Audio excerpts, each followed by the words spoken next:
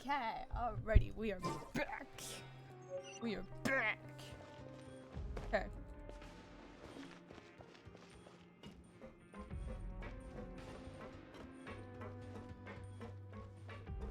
We got talk to people.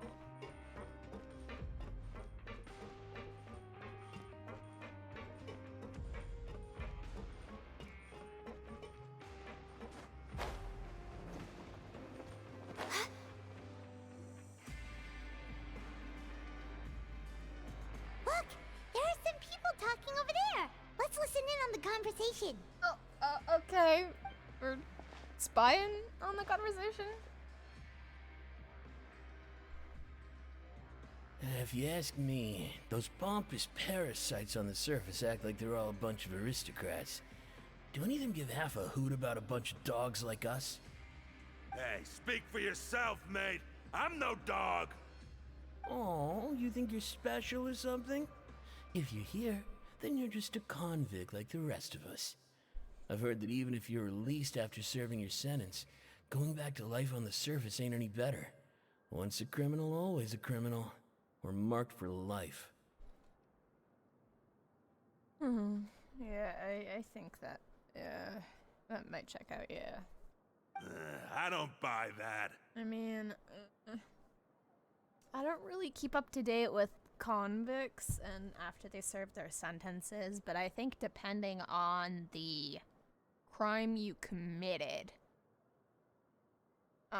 based off the crime you committed, that'll determine whether or not, you know, after you live your sentence and you manage to get out, you know, it might depend. Hey, how cool would it be if the whole world was destroyed by a giant flood and everyone had to start over from nothing? Is he talking about the prophecy? What kind of filthy bilgewater are you spewing? I have family up there. That sounds... You best shut your sewer hole with talk like that. It sounds like he's mentioning the prophecy. Listen, things ain't so great on the surface, but who says that you have to leave? I've heard that you can still stay here and work even after you've served your sentence. Not bad if you ask me. Who wants to live in the ruddy overworld anyway? Didn't he just say he had family up there? And what makes you think they'd want to hire someone like you? That's one of the great mysteries of the universe, how someone as useless as you is so confident. Hey! Whoa. Sounds like they're really unhappy about the overworld. Oh, yeah. Speaking of which, Paimon never heard anyone use the words overworld or underworld when we were living up there. Is it only something the inmates down here say?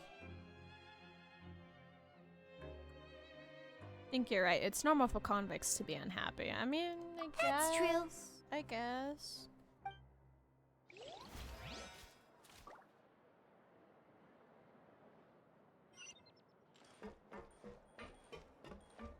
I would also like to investigate the map too. Like, where's the statue of the Seven?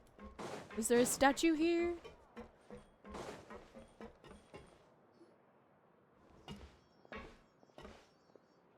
There's a group of people over there. Let's go listen in. So I said, that's not a faucet. Hey, who are you two? Why'd you come over all of a sudden? I'm sorry, dude. We just... Oh, sorry for eavesdropping. Sounds like you were talking about something private. Oh. What's the matter? They're just looking to join in on our fun, that's all. I didn't like how those two looked at us. Hey, don't pretend like it's okay for them to just interrupt us like that. Fine. You're lucky we don't mind extroverts that much. Thank you, guys. You hear that, Quisto? What nice! Your expressions tell me you're looking to hear some juicy info, am I right? But before that, it just so happens that I know you two. Oh? Really? Are we that famous? You're kidding. How often does anyone get a personal tour led by His Grace himself? Practically everyone was talking about it. Word has it that you also caused quite the kerfuffle. I mean, it's just a little mistake. A little mistake, huh? I like the way you put it. You see, people with a good attitude can join our group anytime, unlike some of the others here. Your group? I'm Quisto, and this is Lavaroon. People usually call us the Bombshell Bros, but don't worry. We're not playing with bombs or anything. It's just that our information is always so explosive, and we blow minds on the regular. That's actually very nice. That's actually very neat. So, you two really like to gossip? Whew, you sure know how to embellish. Like, that actually does fit the name. Even though they don't, like, go around messing with bombs, it still fits the name. No. You don't get it. Knowing intelligence will make things better for you here. For example, knowing who's working with whom, who has the latest rumors, who's not getting along. Wouldn't you like to know all that? Sure. Whoa, all this info's worth something, you know? You should prove you're worthy of it. Okay, what should I do? I don't mind him. Quisto's always this way. Just play nice and say something to massage his ego. Oh, okay. The welfare meals. Talk about the welfare meals. The welfare meals. Right. That meal we had yesterday was super delicious. Paimon can still taste it whenever she closes her eyes. Is that so? To tell you the truth, I've been helping out with making those welfare meals.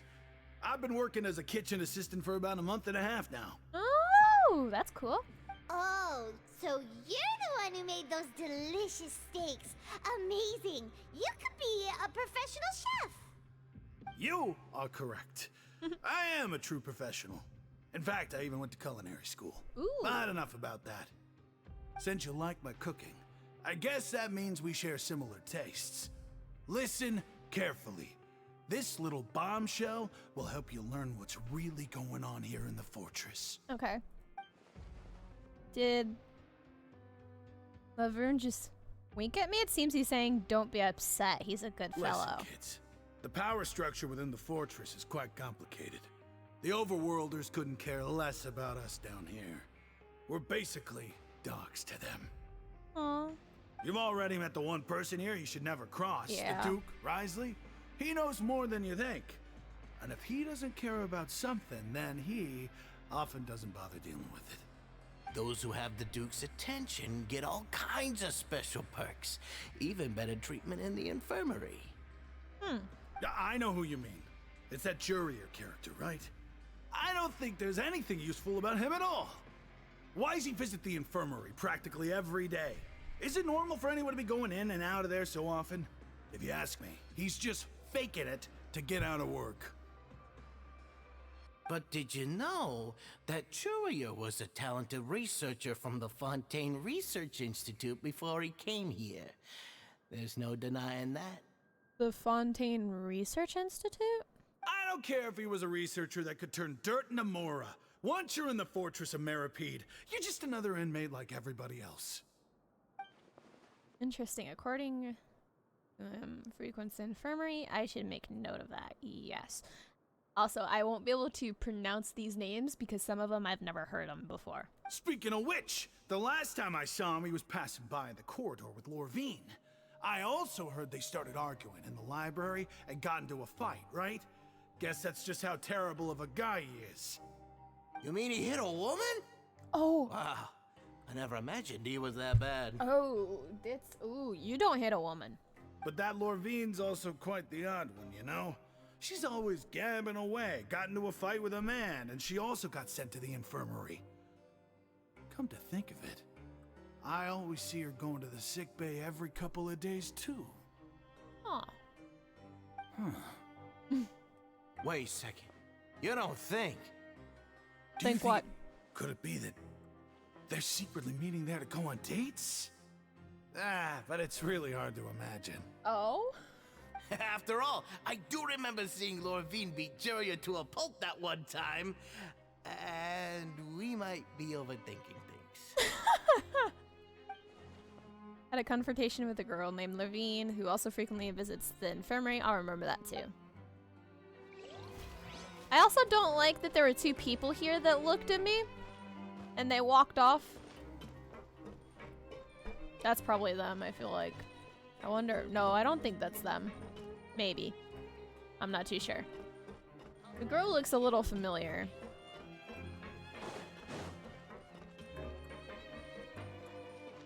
Of course, you know, I could also be mistaking her for someone else, which could happen.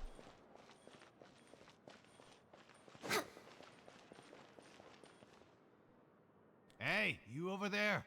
Oh. Us? Me? Yeah, you. Say, do you like playing card games? You know, like Genius Invocation TCG? Really? You TCG players are like mint in the wild, literally sprouting up everywhere. Hey, come on now. What's wrong with finding fellow Invocation aficionados? Anyway, care to join me for a game? Unfortunately, we're kind of busy. Ah, all right. No pressure. He's kind. But why would you be looking for people to play Genius Invocation in a place like this? Don't people usually come here to fight? Whether you're throwing down cards or throwing punches, it's all a competition, isn't it? It's all the same in my eyes. I mean, he does have a point. There are lots of card players here in the fortress. When I saw you, I immediately thought, hey, even outsiders from other nations play cards. So I came over to say hi. Unfortunately, I'm not from Teyvat, so... Would you mind chatting with us for a moment? Sure. Great! Since you've been here longer than us, you need to flex your seniority a little bit, right?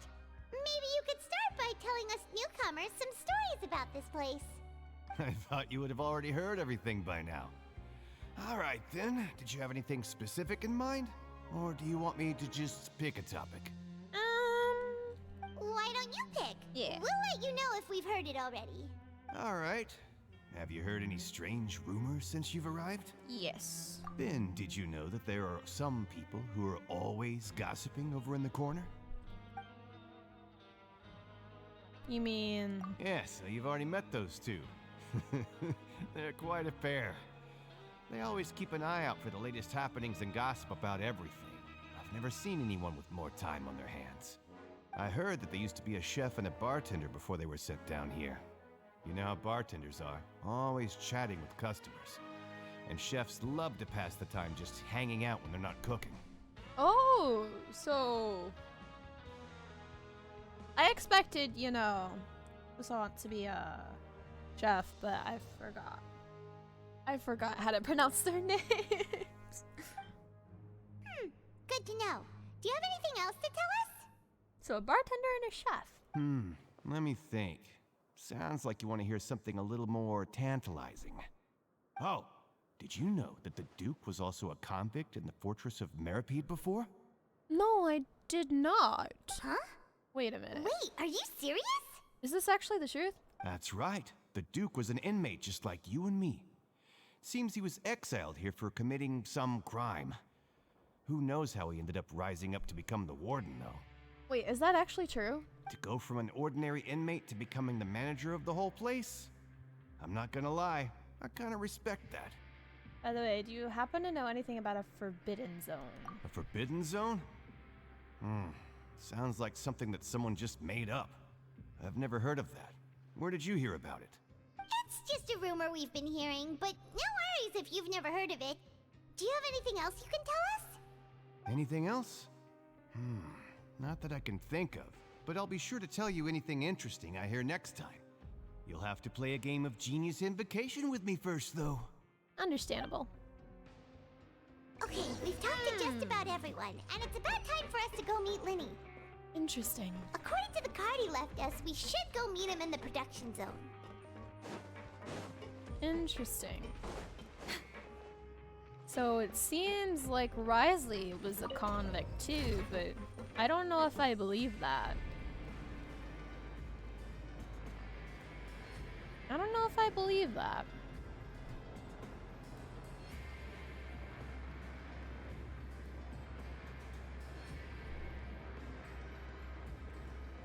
If you lie on the grass, you can feel the heartbeat of the world.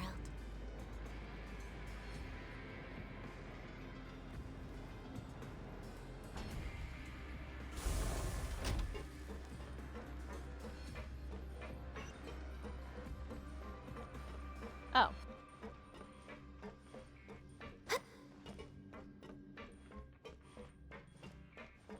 Oh god, I hate that we Oh, why can't they why are there so many ups and downs, man?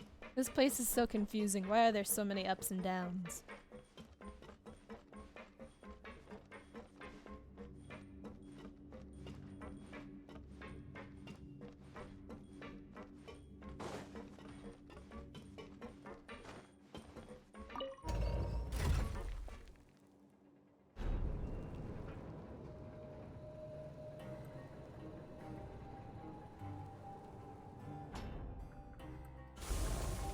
Thank you.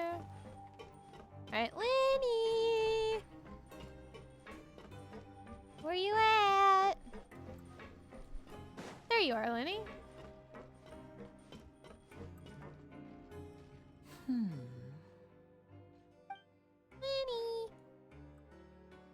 Huh?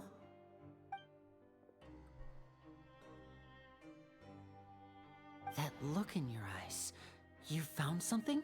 A little. Hey, this is no time to be modest. Just tell him we found a boatload of information. Okay, alrighty then. Oh, as expected of the legendary duo, you have my full and undivided attention. Yeah. Huh. I'd have never guessed that myself. The rumors swirling about this place are unreliable after all, and Master Child probably went missing because he found a way out. He is a harbinger after all. I suppose he's much more resourceful than I initially gave him credit for. I mean, he is pretty capable. Unfortunately, this isn't enough for our final report to Father. We need to find out Master Child's exact whereabouts. That's what I thought. Father told me that even though Master Child said he was just coming to Fontaine for a vacation, he actually had some personal reasons. His agenda might be linked to his disappearance. I wonder if it has to do with his vision. Because if I remember correctly, in the very first act of Fontaine, he was having problems with his vision in that fight. And so he gave it to us for safekeeping. I wonder if it has something to do with his vision. And he also mentioned that about his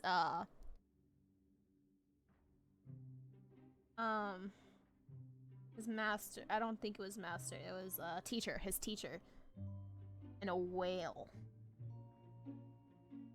I wonder if it had to do with that. The most important thing now is to catch up with him. His escape route is already flooded, so we'll have to task someone with professional diving skills to chase after him. Well, when you put it that way, it's obvious that only Fremine would be up to the task. I'm still very confused on why Fremine is here. Bingo! Is he around? He's working today. Coming here as a group would have attracted too much attention. I'll talk to him about it later. Thank you. No need to thank me. This was always a part of our mission after all. Honestly, I'm far more impressed by you guys managing to collect all this information right under Risley's watchful eyes. Collecting information has always been our strong point. Yeah, it has been. Now, let me think. To find out more information, Fremine will have to retrace Master Child's original route. And if he's to do that, he'll have to set out on the next pipe cleaning day at the earliest. That's 6 days from now. And after that, he'll probably take another 2 or 3 days to return. I am very confused on how many days we've been here. You can even estimate how long it'll take for him to get back? Interesting. We've been working together for a long time. We know each other's capabilities like the backs of our hands. Traveler, what say you to meeting here 9 days from now? We'll be able to pick up Fremine while we're at it, too. Sure. Oh, and there's just one last thing we'd like your help with. What? Though we can just sit back and wait for Fremine's report on Master Child's whereabouts, we still need to make more progress on the investigation of the Forbidden Zone. Mm-hmm. Fremine's no master of disguise. Lynette's still working on getting intel from the other areas, and I'll need to spend some time helping Fremine prepare for his diving mission. So, you are the only ones we can count on. Ah, okay. What do you want us to do? Will it be hard? We got a little sneaky sneak action? Well, I won't call it easy per se, but I think you'll be able to pull it off. Listen carefully. You'll need to find an excuse to get into the infirmary and investigate the room and environs. The infirmary? You've mentioned several sketchy-looking people always meeting at the infirmary earlier, so it probably has something to do with the secret we're hoping to uncover. You've already met the head nurse, so she'll be less suspicious of you. That's true, but I really don't want to go behind her back. Investigate the internal structure of the infirmary and any active dealings within, and pass those on to me alongside anything else you're able to discover. But also, there's no need to take risks. Don't forget, safety always comes first. Sounds good. My apologies. I just started rambling out of habit.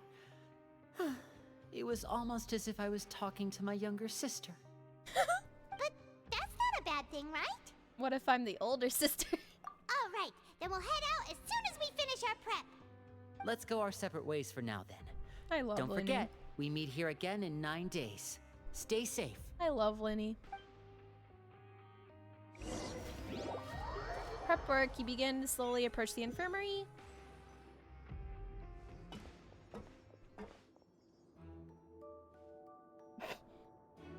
By the way, Paimon Hey, just peeked. Stay here for now. Paimon will take a peek. Okay. There seem to be several people inside. Okay. Let's try to eavesdrop on them.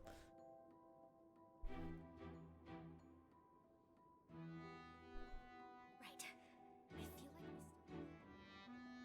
this. It's not impossible.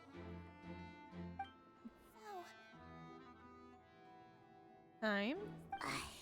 It's a bit hard to understand them from here. So, why don't we just try to talk to them in person? Let's go as soon as you're ready.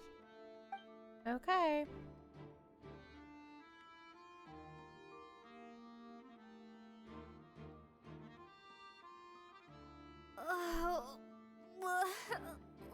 Ew. Ew. I didn't get to read all that. Someone, please help! She's sick! Whoa, are you okay? Oh my! What's wrong, little one? There's no need to panic. Take a deep breath before you begin. The traveler started complaining of a stomachache, and then nausea, and then collapsed onto the ground. Paimon doesn't know what to do! Freezing limbs, twitching fingers, and pale complexion? Could it be poison? Let me take a look. Please, lie down over here. Ooh, my stomach. Ooh, that. Don't worry, I'll get you to the bed safely. Here, hold on to my shoulder and walk slowly. Oh. Okay. I feel bad for tricking her. You can do it, Traveler! I'm sorry. Don't apologize. You're sick after all. Now, please relax. I'm just going to do a preliminary checkup on you. Oh god. Gonna do a checkup. I hope I'm not so healthy that she gets suspicious. I see now. My checkup has confirmed that she's not in any mortal danger. That's our worst fear out of the way. Okay. Oh, that's good. But I'll continue my diagnosis of the patient now. Please, relax and take a deep breath. Using her hands to palpate different areas of my abdomen. Seems like she's using elemental energy too? Her expression's going more and more relaxed. Don't sense serious damage to your organs either. Does it hurt when I press here? It's not too bad. And here? That hurt a little. But based on my initial checkup, there shouldn't be a problem here. How strange. Oh no, was my acting a bit over the top? What about here? Does this hurt? No, not really. You can barely feel it. Oh. I understand. So that's what it is. I think you just ate something that disagreed with you. That's all. Nothing too serious. Outside of a pretty bad stomachache when it decides to act up. So that's what it is. Thank goodness it's not anything more serious. And there have been other inmates complaining about the food recently. I'll inform our head chef, Mr. Woolsey, of this problem as soon as possible. Really? Other inmates complaining about it? Congratulations! The health risk is incredibly low, so you should recover within a couple days. Why don't you take a rest here while I go get some medicine for you? Miss Levine, I'll have to trouble you to help me look after this new patient while I'm gone. That is Miss Levine. Very well. That's her. And she hopped away just like that. This infiltration mission is going to be much smoother than I imagined. Next, there are 2 people left in this room. Yeah. Man, could Hello. be. So how are you feeling now? Still not great. I can't keep staring at her. It'll draw unwanted attention. That guy also seems to have noticed. Now he's looking in my direction, too. Her stomach ache's really bad. She was stumbling about the whole way here, so Paimon's really worried. If Miss Sijuin says it's not a serious problem, then there's no need to worry. She's the best medic we've got down here. But it also looks like she's the only medic you've got down here. That's true. Well, that's true. It is him. What do you mean, that's true? That's really misrepresenting the situation. Of course I can't speak for the whole fortress, but it's not like everyone imprisoned here is useless, you know? Though they may have committed crimes and gotten locked up here as a result, they still know a thing or two about medicine, and they help Miss Sijuin take care of the sick and injured. Oh. Yeah, you're right. But did you have to lecture me about it in front of another patient? Aren't you a patient too? Where did all your energy come from? Oh. That's correct. Sorry, I got a bit ahead of myself. Are you two also sick? We've been sick a while. I come back every once in a while for checkups, and to pick up the medicines Miss Sijuin prescribes for us. That's just the nature of chronic illnesses. As for her... Oh, he's got a chronic illness. That makes a lot more sense.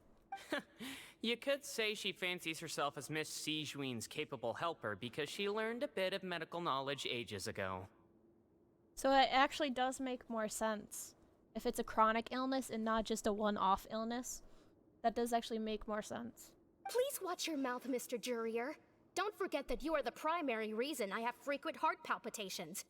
Oh, Hey, that doesn't don't start sound arguing good. now. Please, keep it civil at least. These two seem to have a pretty terrible relationship and only ran into each other because they came here to pick up their meds at the same time.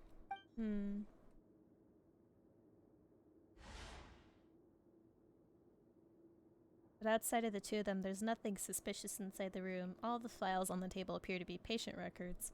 And while there's a box, I can't check it out right now. There also isn't that many furnishings on the wall. Wait, there seems to be a movable hatch on the ground? Hey! There's no need to fight! There's a I know movable we'll be hatch. released someday, so there's no need to argue over silly things like this. But... I mean, Paimon does have a point. Release. It's way too early for us to even think about that. And who the heck knows if we'd even be able to continue our previous lives? Presence of a movable hatch isn't strange by itself, but perhaps it's my adventure's intuition speaking. But isn't it a little strange that there's a movable hatch here of all places? In the infirmary? I mean, maybe? I mean, it's true. It's not strange by itself. That is true. But, you know... Lumine does kind of have a point. Like, her intuition kind of like... There's a good reason to listen to it. Is it hiding something? I don't know. Please allow me to end this boring and useless conversation. Oh, and Mr. Jurier, I don't want to see your face here again anytime soon. And same to you, Miss Lorvine. Anyway, that was more than enough rest for me, so I'm going to get out of this excessively noisy place. See you later, everyone. He just slowly walked off like that? That's just what he's like. I'm sorry you had to see all of that. I'm Lorvine, and that's... Well, his name is Jurier, but I hope you'll never have cause to remember his name. Jurier. You really can't stand him, huh? I mean, can you blame me? Who would like someone who's as arrogant and obsessed with weird research topics as he is? But there's no need to keep dwelling on him. I'll accompany you two for a while. Miss Seashween should be back soon, and I'm sure you'll feel better as soon as you've had some of her medicine. Thank you for looking after me. No, it's nothing. I'm back! Did you rest like you promised? Yes, I did. Thank you for getting our medicine, Miss Seashween. Did you all cooperate with your bed rest? I trust that nobody got up to walk around. Good. Here, this should be 2 days' worth of medicine for you. Take 1 pill now, and then continue your bed rest. She's so cute. I love her. I love her. She's so cute. Miss Levine, I left in a bit of a hurry just now. Do you still remember if we discussed the color of the pill that you should be taking today? I remember. You said it should be yellow. Colored pills? Did they talk about that before you walked in? Why don't I remember? Yellow, huh? I understand. These are yours. Please, make sure to go to bed early after taking them tonight. You'll benefit from a good night's sleep. I don't remember them talking about colored pills either. All right, then I'll also be on my way now. I hope you feel better soon, too. Thank you. See ya! She's really I'm going to nice. fill out your medical record now. You're widely known as the Traveler, right? I just want to double-check a few details, if that's all right with you. Those two made quite the commotion just now, so why don't we let the traveler rest? Paimon can answer the questions instead. So her primary symptoms are abdominal pain, with secondary symptoms of nausea. Is there anything else? That's it. All right then. Is there anything we should know besides to take the meds? No, her base constitution is quite good, so I'm sure she'll recover quite quickly after taking the medicine. Please, make sure to stick to bland or less stimulating foods, and don't stay up too late at night. Got it. Paimon will hold the traveler to that for sure. Aww. Sejuine's still looking at me. I should just try to take a nap like she said. Oh, you're going to take a nap already? Okay then, you get some rest. You move yourself to a regular patient's bed and relax completely. The weariness from work and intel gathering you've been... Still catch hints of Paimon's conversation. We've been to lots of places together. She may look a bit under the weather now, but she's actually super strong. Oh, so you're the best of companions. Well, don't worry, she'll recover soon. Companion. That word brings a word of comfort. Aww. You're awake. Companions. Aww. That just goes to show how much Paimon and the Traveler care about each other. How do you feel? You slept for a really long time, but we never left. Feel a lot better, thank you. Well, now you can go back without a worry in the world. Remember to take your meds regularly, and remember bland foods. Will do. Thank you, Miss Sejuine. Thank you. I love her. She's adorable.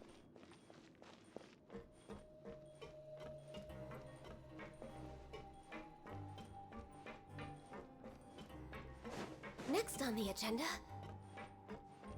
Colored pills. That actually... I don't recall them talking about that before we went into the infirmary.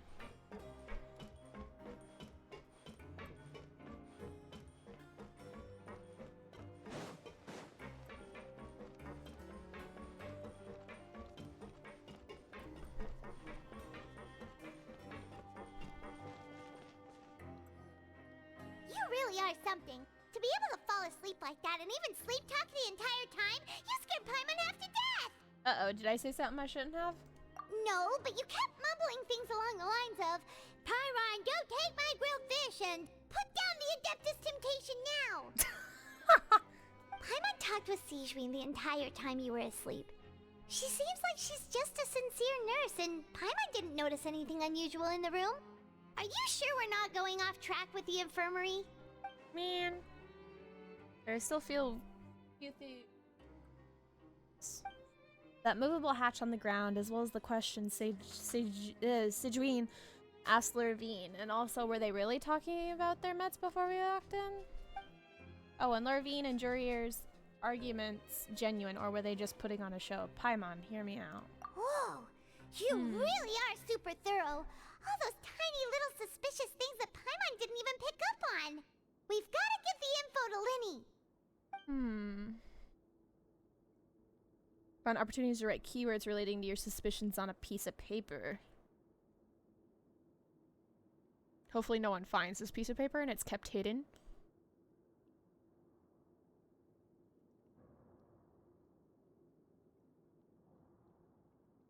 You manage to pass the slip to a busy Lynette as she passes by. Impeccable, but she does not even look at you or change her expression as she pockets the info. Okay, good.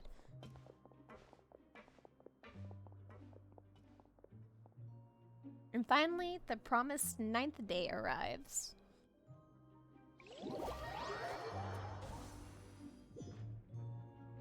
Today's the day. Let's go meet up with Linny. Linny!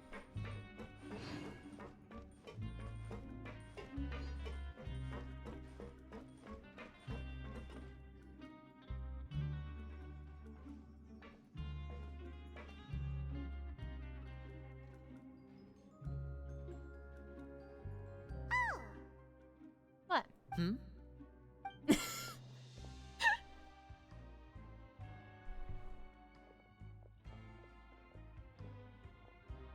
Did you two run into any trouble over the past few days?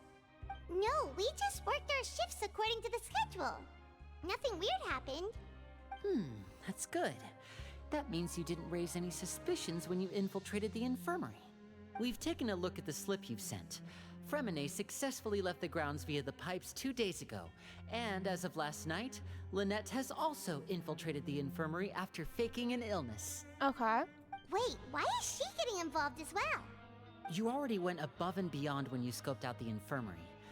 To put it more bluntly, even if we were to view that as something you did in exchange for Fremine's help, you've already done more than enough.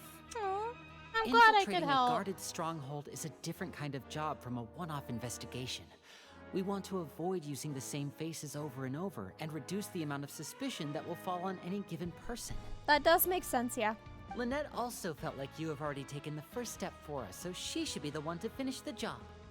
So that's what Lynette thinks. Oh, Paimon hopes everything's going well for her.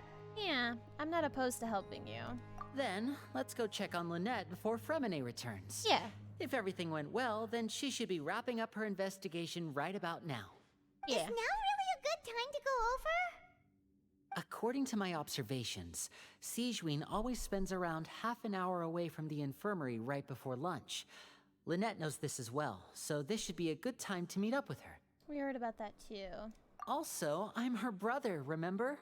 It's only natural for an older brother to care about his younger sister's well-being. Yeah. Okay, then let's head over right away. That's true.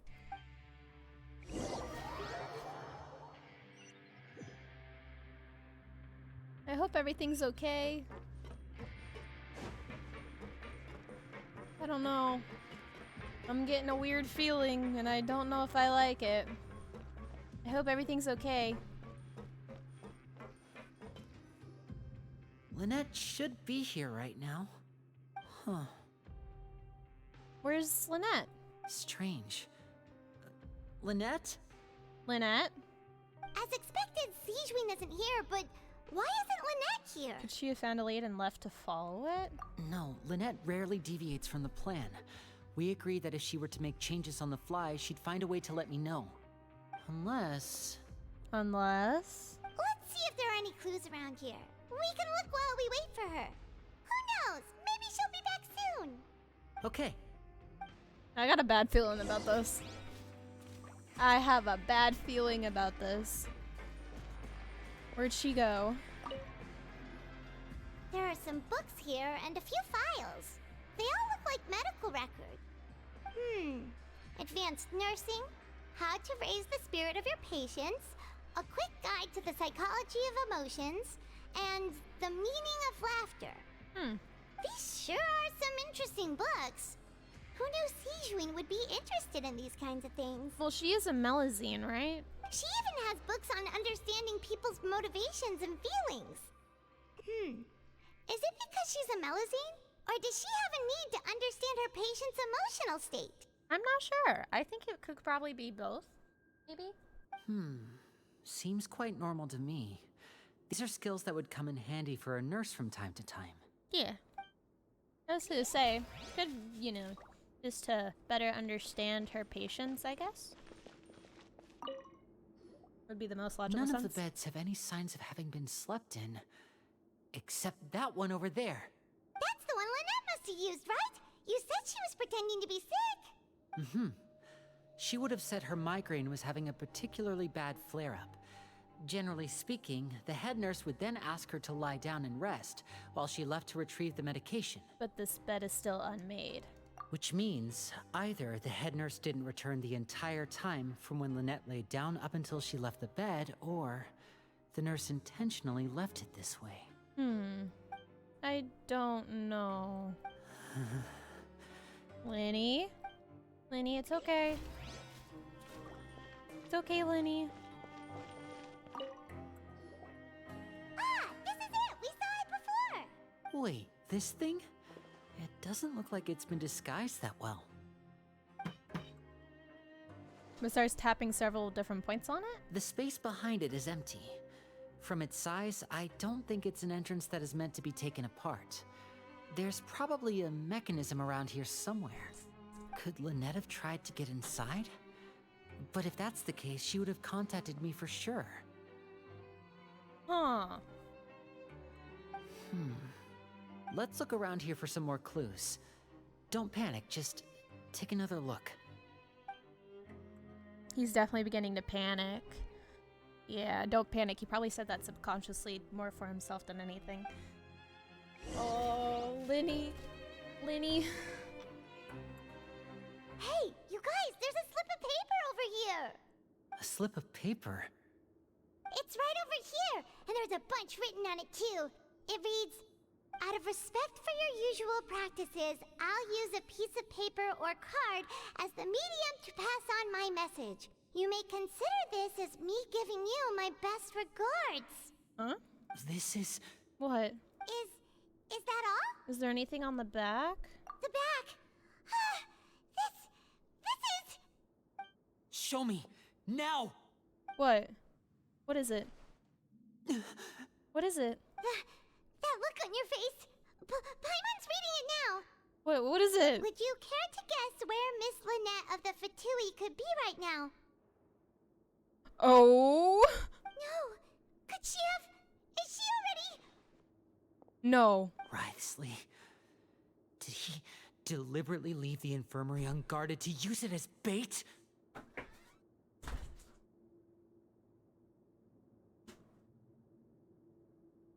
Oh. Wait, you mean he was aware of our goals from the very beginning? But why? We didn't run into any trouble last time, and he also never reached out to us since. Why would he choose to act during our second infiltration attempt instead of the first? Yes, that is a crucial question. Writhsley, he doesn't do anything without a clear goal or reason. So this means he had no concerns about your activities from the very beginning. You're not from the same camp as us. You were sent down here by Nervulet, so you have no conflict of interest with Writhsley. We're a completely different story, though. Why didn't he go after you as well? I'd like to know that, too. Why did he only go after her? Don't panic. Just think everything over. I have to stay calm. This is not like what happened last time. The situation's different now. Lenny? Lenny. Wait, you're right. Wait, but that means the fact that Fremine was able to leave the grounds. Could Writhsley have let him go as well? Oh no. But what does he gain by letting Fremine leave like that? I get it now. The music. He deliberately made them both disappear. So he's challenging me and trying to provoke me, I'm sure of it. Oh no. We never should have sent out Fremine. We had to go through all that trouble to find an opening to sneak him around the guards and into the pipe, and we even thought luck was on our side. Oh no. If Risley let him leave on purpose, then he's probably in a terrible spot now as well. Oh, Linny. Lenny's getting more and more panicked. We have to calm him down. Linny, calm down, Don't please. be like this, Lenny. Fremine wouldn't have left if we hadn't told you about Child. That was our fault. No. I'm the leader of this operation, and I'm the one responsible for this team. I was the one who failed to protect them. Linny. I'll go talk to Risley. Linny. Hey, don't be reckless. Traveler, please talk some sense into him. I simply cannot allow Lynette to be abducted again. Linny. I have to go. I'll find a way to get them back. Linny. Linny, come back. No, Linny, come back. He's rushed out the door. After him. Linny, come back.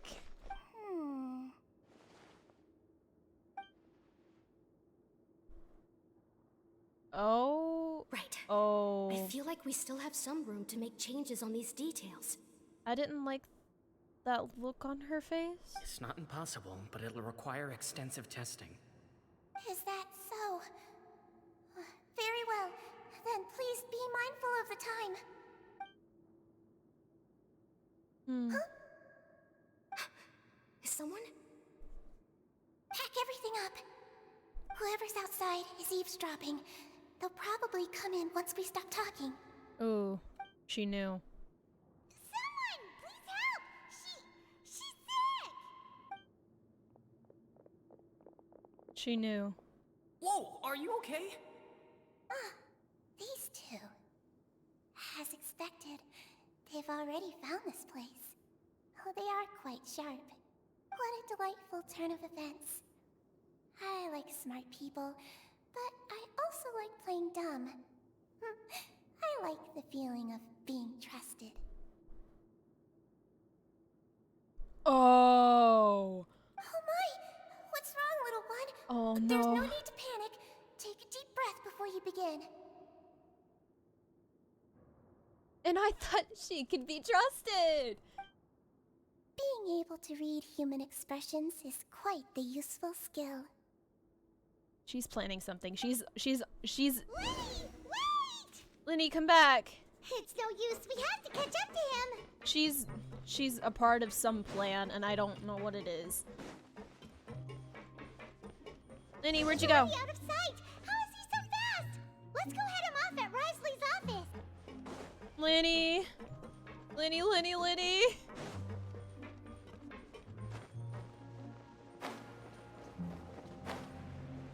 Linny. Linny.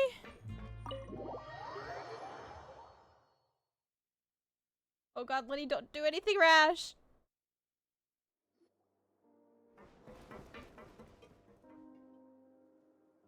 Come out and face me, Risley! Aren't we at an administrative office space? Why don't you at least try to follow even a couple rules from the fortress's indoor management regulations? What did you do to my sister? I ran into the young miss at the infirmary. I'd heard that she was suffering from quite the migraine, so I decided to invite her over for a cup of tea. I do have some teas in my collection that can work wonders against such an illness. Stop joking around! Where did you take my siblings? I have also heard that your performances are quite the spectacle. Miss Lynette would sometimes enter a box filled with water, only to emerge the next second from another place altogether. Maybe she'll appear behind you right now if you were to turn your head. Risley? Is he trying to trick me into turning my head? No, he's probably not looking to attack me right now. All of the hostages are in his hands, and he's even in the mood for small talk. That means Lynette is probably still alive. Bailey, be easy. That's good, that's good. You knew we were investigating the infirmary from the start, so you deliberately aroused the Traveler's suspicions and baited us into continuing our investigation, just so that you'd be able to kidnap Lynette. Did he? As for Fremine, no, you probably didn't even interfere with Child's escape. You let him go, so you could purge the Fatui members that we had planted into your ranks. There was no need to do so. The Fortress of Meripede is a pretty pleasant place. Most people enjoy their lives here. The only ones who act differently are those with personal agendas.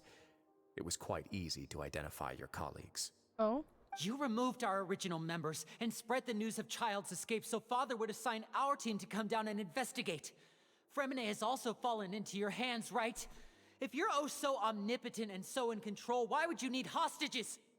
One correction. Lynette is in my hands right now, but Fremine is not. Oh? She's not.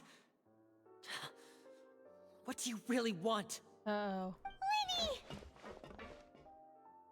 Oh, wonderful. Everyone is here, so I'll only need to say this once. Thank you so much for cooperating with me. Where are Linné and Fremine? Eager and to the point, I see. Alas, only Miss Lynette is currently having a cup of the fortress's finest tea. So where is Fremine? Although, as per your original plan, Mr. Fremine should also have returned to the fortress by now. But he has neither shown up within my gates, nor has he been taken into any kind of custody. So where do you think he may be right now?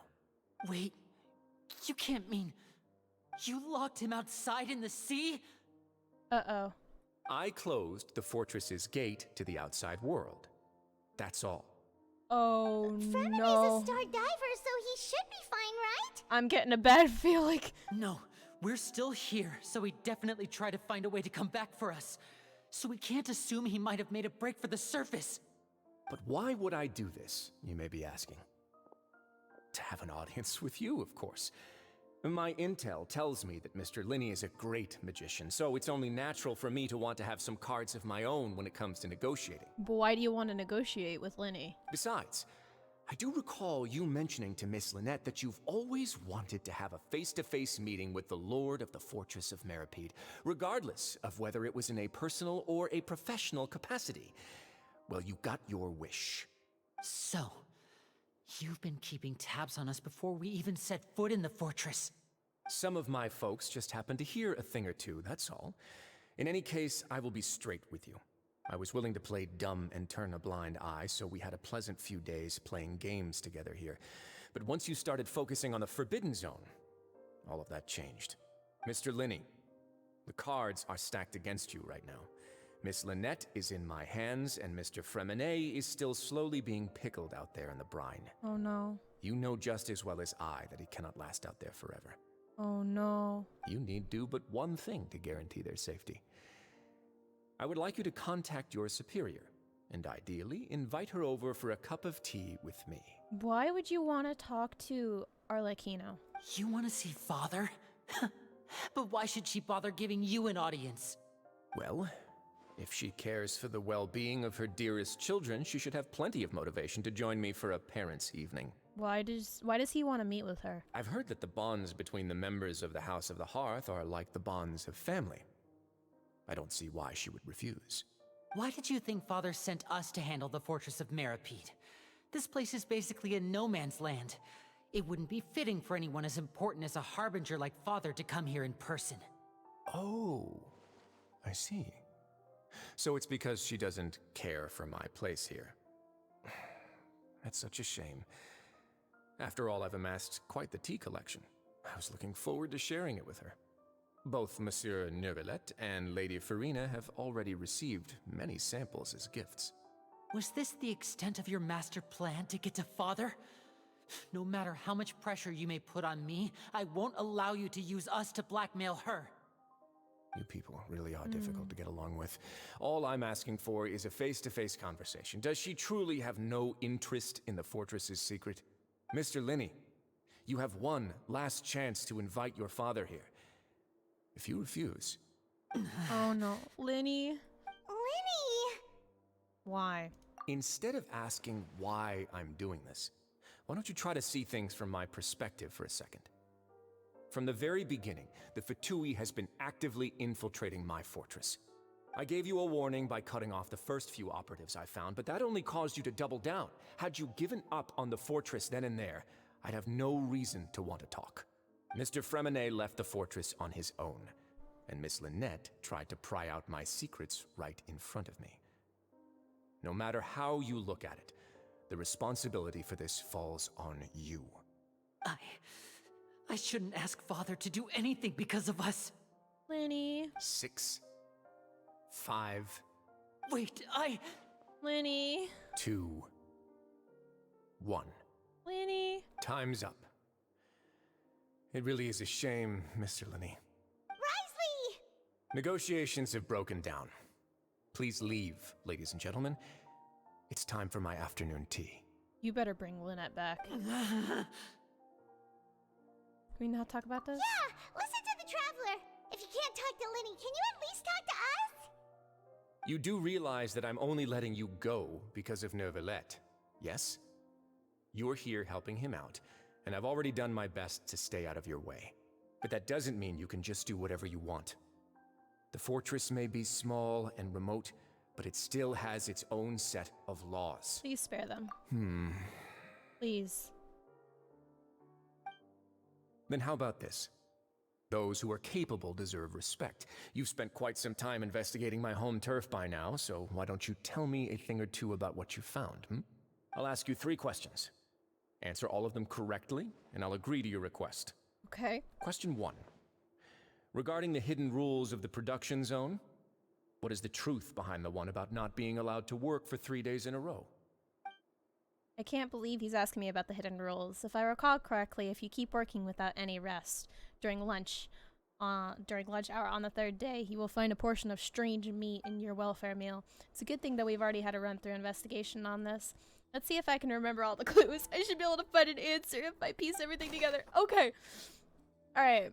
What happens if you violate the production's hidden rule? If you break the hidden rule of the production zone, your welfare meal might contain some strange meat.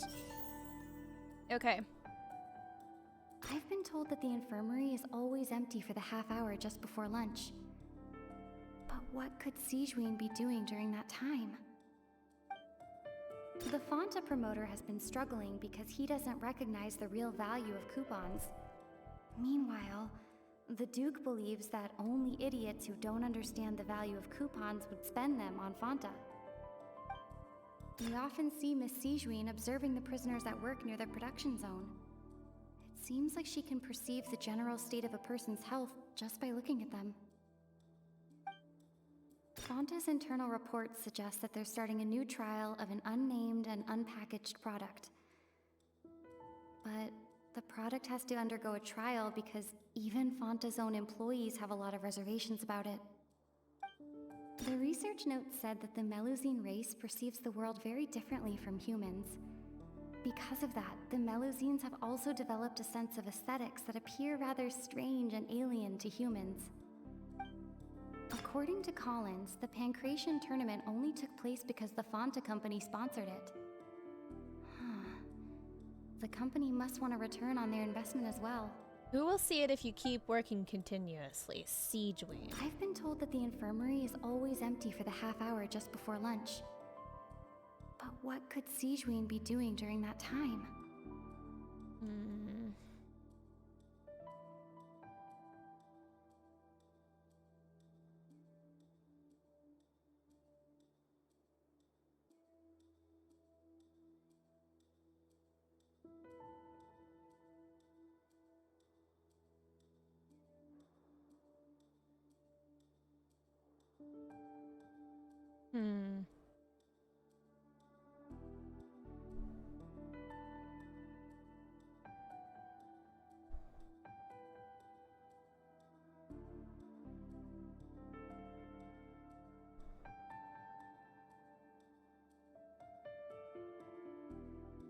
Okay.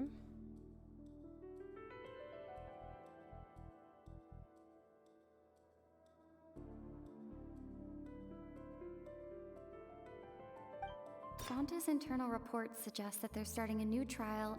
We often see Miss Sijuin observing the prisoners at work near the production zone. It seems like she can perceive the general state of a person's health just by looking at them.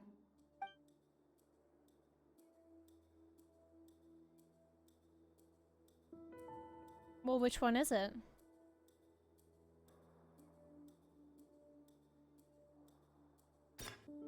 The Fonta promoter has been. We often see Miss Sijuin observing the prisoners at work near the production zone. It seems like she can perceive the general state of a person's health just by looking at them.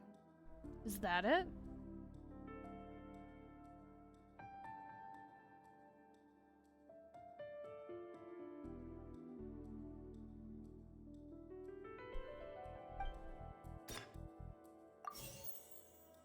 Okay. Under what circumstances does the strange meat appear? I've been told that the infirmary is always empty for the half hour just before lunch. But what could Sijuin be doing during that time?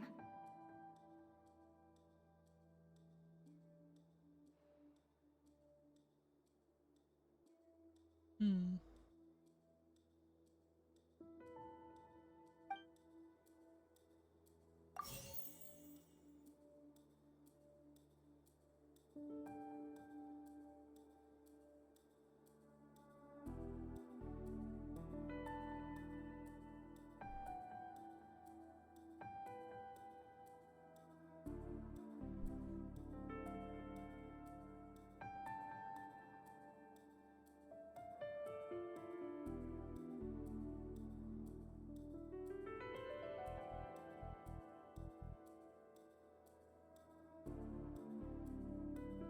The research note said that the Melusine race perceives the world very differently from humans.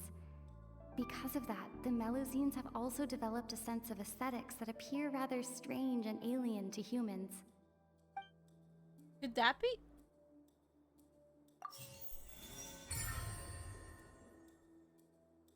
I hope it's not Melusine meat. Ah, so that's what's going on. Paimon understands it now. Who would have guessed? The hidden rule of the production zone. The glasses. People are not supposed to work 3 days in a row, and if they do, they'll get strange meat in their welfare meal. God, the glasses. At first, we thought this strange meat must have something to do with the people who disappeared, but in reality, they were all prepared by Sijuin, the head nurse. She often visits the production zone to observe the workers' health and makes a note of anyone who has worn themselves out after 3 full days of work. Out of her sense of duty as the head nurse, as well as her genuine concern for the workers' health, Sijuin visits the cafeteria right before lunch and cooks an extra dish for those who can use the stamina boost.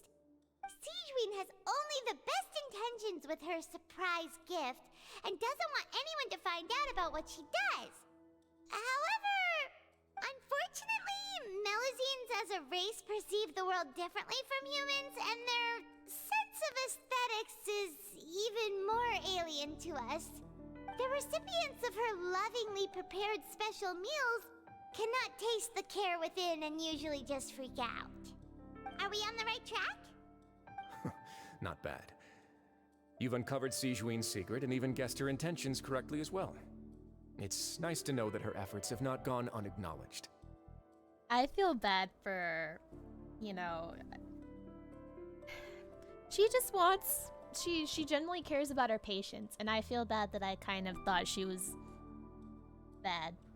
So I apologize for that, but I genuinely feel like she does, like, being a Melusine, like, she wants to help people. She's a nurse, so she wants to do her best because she's a Melusine to understand her patients. And help take care now of for them. my next question. There are also some hidden rules in the Pancration Ring, including the one that you're not allowed to support both sides of a fight. Why is that? The hidden rules of the Pancration Ring. I remember, if someone tries to support both boxers at the same time, they will receive a package the next morning which contains a strange blood-colored liquid. We've also done a lot of research on this matter. Let me sift through what I found to come up with the correct answer. Okay. Yeah, what happens if you violate? If you violate it, you will receive a bag containing a strange blood-covered fluid. Okay, who sent the package containing the strange blood? I've been told that the infirmary is always empty for the half hour. Fonta's internal reports suggest that they're starting a new trial of an unnamed and unpackaged product. But the product has to undergo a trial because even Fonta's own employees have a lot of reservations about it. Is that it?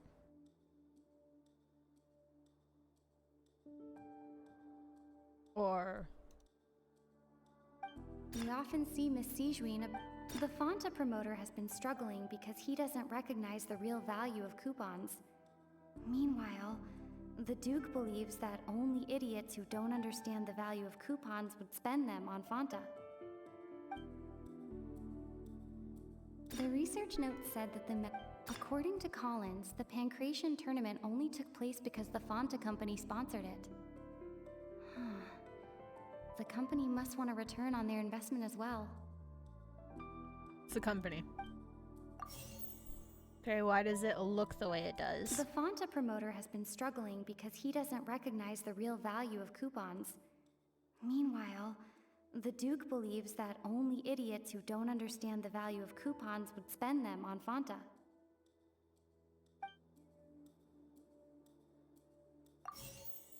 Okay, why do only those who buy tickets to support both spiders support the package? Fonta's internal reports suggest that they're starting a new trial of an unnamed and unpackaged product. But the product has to undergo a trial because even Fonta's own employees have a lot of reservations about it. Is it that one? Nope. Uh-oh. Okay.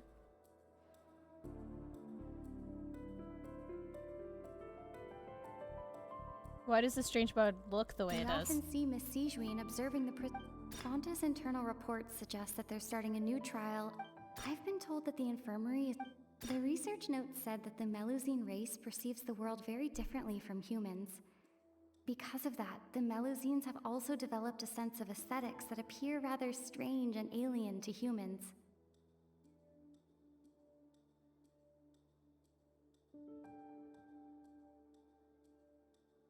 Why does it look the way it does? New products under development.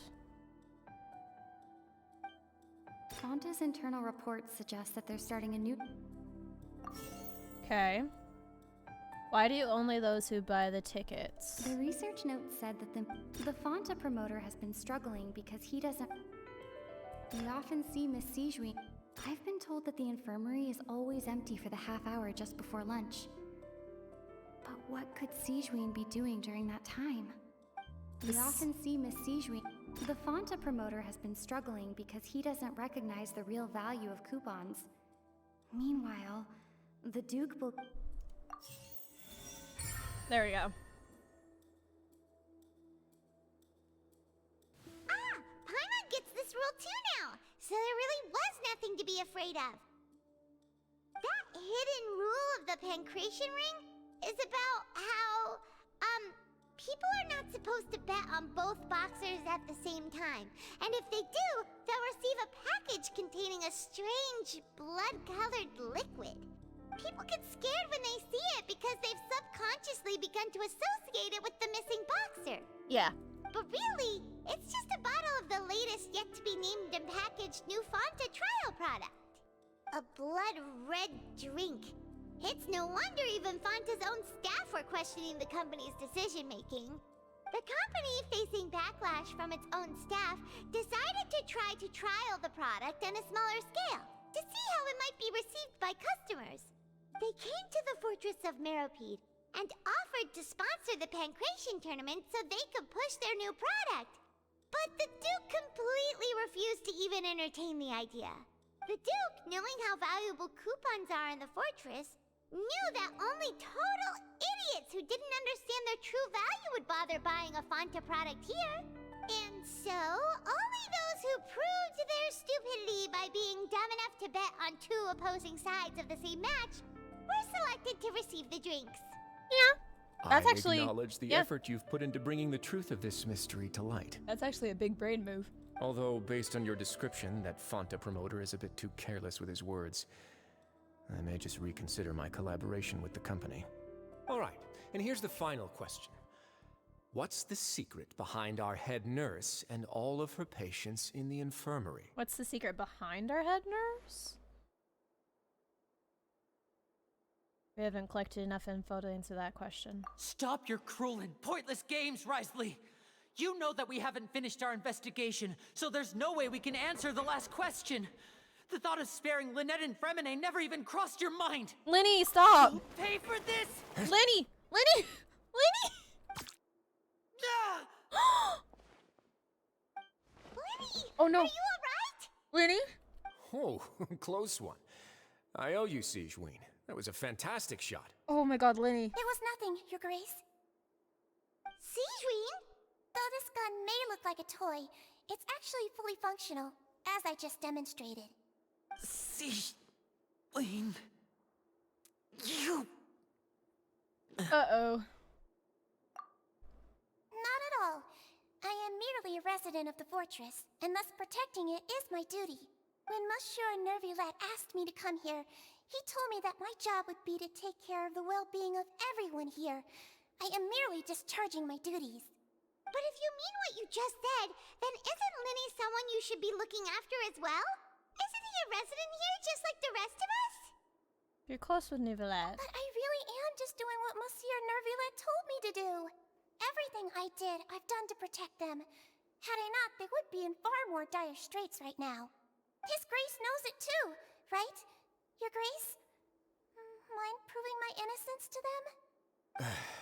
My dear Siegeween, whatever shall I do with you? Would it have killed you to just wait another minute or two? Well, it's nearly time after all. The way you do things can be truly frustrating sometimes, Your Grace. I figured I should try to talk some sense into you. What are you talking about? What time? Take me if you want. Let them go. Lenny. How touching. Can you just give me one more minute? Don't be like that, Your Grace. All right, everyone, calm down. 2 more visitors will be arriving any time now. Oh. I'll go get a cup of tea. Miss Siegeween, I leave Miss Lynette in your care. You... What are you doing? I believe I hear footsteps. Footsteps. Who's coming? Familiar figure. Some space, please. Chlorinde? Ah, Miss Clorinde. My door. What are you doing here? Shadow! No! No. No, sir.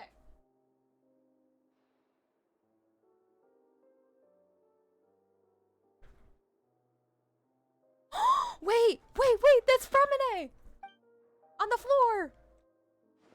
Fremine. Fremine. Is he okay? Is he okay? What's going on?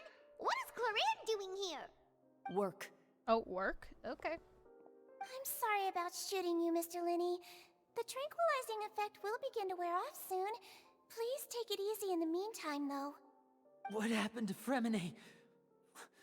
Wasn't he diving just outside of the fortress? Why is he looking like this? The symptoms, it can't be. Uh-oh. Uh-oh. A flushed face, an accelerated pulse. He must have consumed primordial seawater. Oh no! Is he going to turn into water? What did you say? Is he gonna turn into water?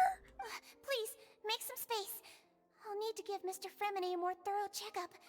Your Grace, I'll leave the rest to you. I'll talk to Clorinde while you get Fremine to where he needs to be. Everything else can wait. My god, Fremine! Oh my goodness. I'll talk to them, I guess. What's that look on your face? I thought I made good time on the way back. Oh, I'm just admiring your punctuality.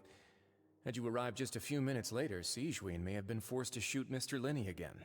How's the situation out there? The water has changed. It's pretty much as expected. The concentration of primordial seawater has increased significantly. The water? I was only out there a short time, so it wasn't too bad. But if one were to stay for any significant amount of time... well, you can see how that boy's doing. Where was he when you found him? The abandoned zone at the end of the pipes. A good distance into the water. Closer than I thought. He must have recognized it early on and tried desperately to swim back. Locking the door was necessary. I don't think we could have saved two. Two? Well, I did try to convince him that I had my reasons. Never seems to work, though. What do you mean, two? Was there It someone would else there? probably work on Neuvillette. He has a knack for picking out who had good intentions, even when the outcomes were all terrible. It's a bad sign if you're having to plead your case to Neuvillette. Want some tea? Not particularly. If you want to drink some that badly, just say so. Wait, there was another person? Fine, I'd like to get some tea. Want me to get you a cup too, since I've already made it? Might as well then, I suppose. Actually, do you have a towel? I would like to dry my hair. So the water is increasing. Oh, Fremine, are you okay? Are you okay? Are you okay? His expression looks disgusted. It seems like he'd rather not have Sidgeween touch Fremine. Still, he can't stop her since it's obvious Fremine does require urgent medical care. Carefully, she doesn't look too upset, which is a good sign. I hope he's okay. I hope he's gonna be okay. How is he? I hope he's gonna be okay. These symptoms are probably caused by an acute ingestion of a large amount of primordial seawater. Still, his condition is not critical. Okay, it's not critical. Of course, it would be best if he stayed for further observation. Let's leave him here for now, and move him to the infirmary once he's recovered a bit more. Oh my god. Sorry. I am aware that the infirmary may not be your favorite place in the world at the moment. We do only have a single clinic in the fortress, however. Oh. Why would he ingest a large amount of primordial seawater after leaving the fortress? How could that possibly happen? Please, look after Mr. Fremine for the moment. I'll go fetch some medicine and a respirator. Oh, I'll bring Miss Lynette back with me. Where is she? How is she right now? Oh, she just took a nap in an empty room after I tranquilized her. If my calculations are correct, she should also be waking up right around now. You might not believe me, but His Grace and I actually made some snacks and tea for her. Lenny has finally begun to stop tensing the muscles on his face. It seems that he trusts what Sidrine has said. Okay. It's okay, Lenny. Linny, are you okay? I'll be fine. They're all here now. Don't worry about me. Are you sure? You don't look alright. My hands and feet are still a bit weak, but that's probably just the residual effects of the tranquilizer shot. Oh, Lenny, I want to give you a hug. I'm back, everyone. I want to give you a hug. Lynette! Lenny! Oh, Traveler, Paimon, you're here too. Fremine? Is he... He'll be fine. But for now, please help me lift him up. Alright.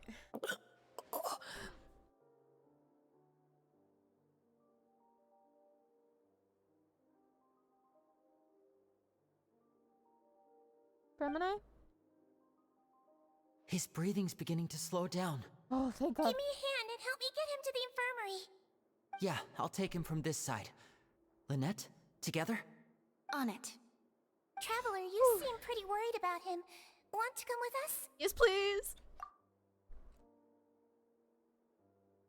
The Duke and Clarande are gone. Yeah, they walked off. They probably went to get some tea. The Duke will explain the truth in just a bit. Miss Clarande will need a break, since she only just returned from rescuing Fremine out of the sea. Clarence saved Fremine from the sea. What just happened there? I have no idea. It seems like there's an increase of primordial sea in the water from what Clarence said, but I'm still very concerned. And of course, you know, the primordial seawater doesn't affect me in any way. Since I'm not from Fontaine, but everyone else, on the other hand, yeah, a little worried.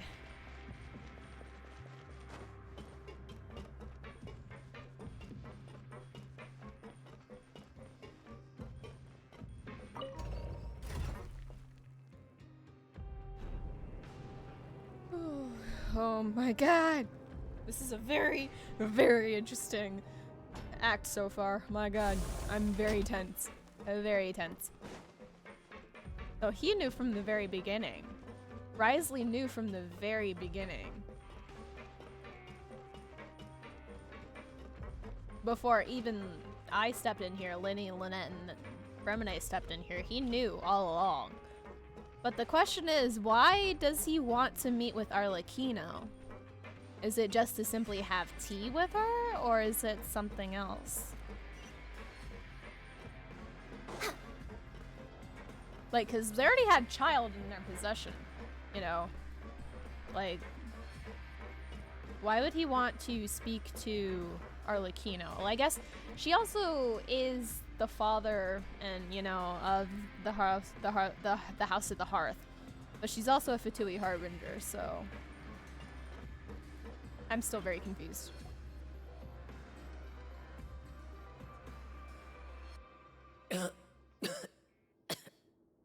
Fremine? He's awake. Fremine, how do you feel? Lynette. We're all here. Where am I? The infirmary, at the Fortress of Meripede, Mr. Fremine. And you are no longer in any danger. Oh, thank God. How do you feel? Don't push yourself if you're not feeling up to it. Traveler. Paimon. It's been so long. Hi, Fremine. The sea. There's something wrong with the seawater. It's okay. Shh, it's okay. We can talk about it after you've recovered. No, listen to me. This is really serious. There's primordial seawater mixed into the regular seawater. I don't know why it's there, but no one should touch it. What happened after you snuck into the pipes? Pipes. Does he not remember? Right. Oh, the okay. pipes. It's all coming back to me now. Oh, God.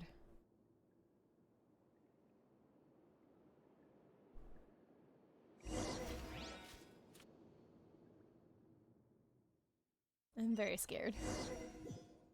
Very scared.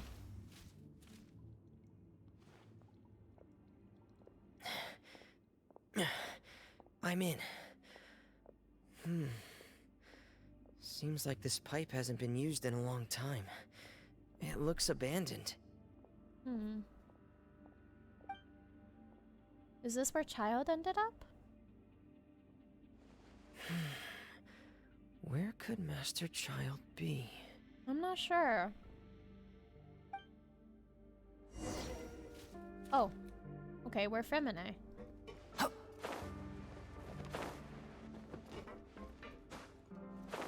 Okay. Alright.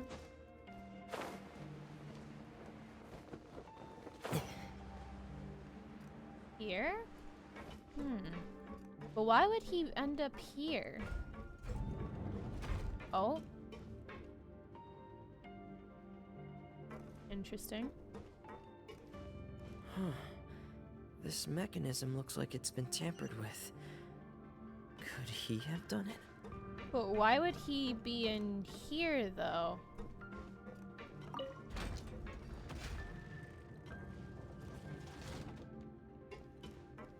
Why would he be here, though?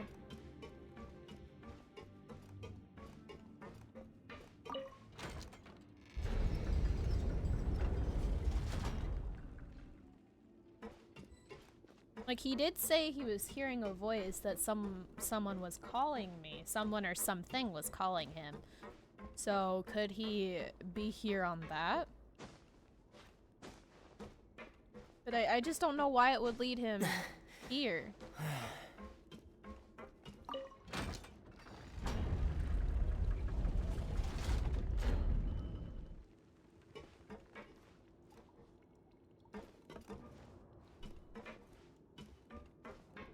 Okay.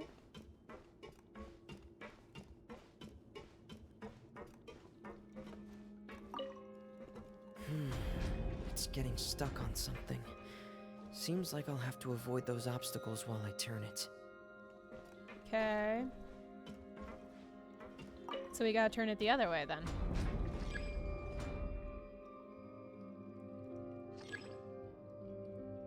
Wait, what? What does it say? What'd that say? An obstacle seems to obstruct it, cannot turn in this direction. Yeah, is it gonna pop up again? Try adjusting the rotary plate in the correct before.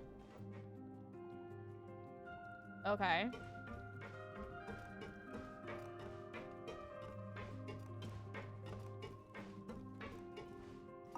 Do I bring it back down?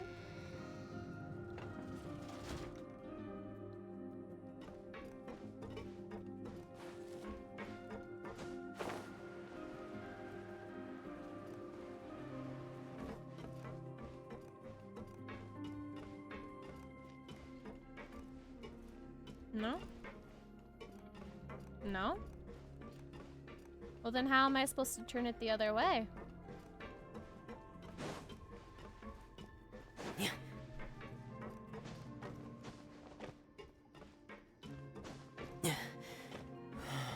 Hmm.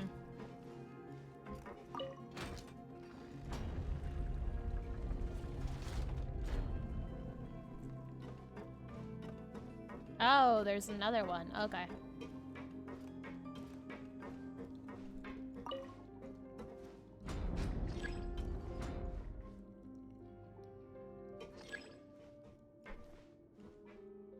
How am I supposed to turn it?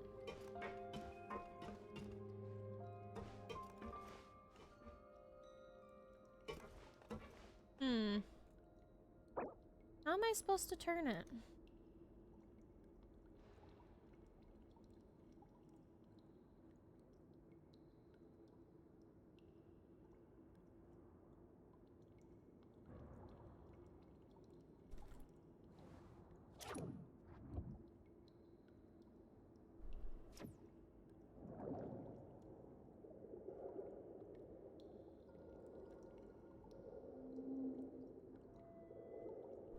Wait a minute. I heard that. That sounds like... Oh. Oh, I know now.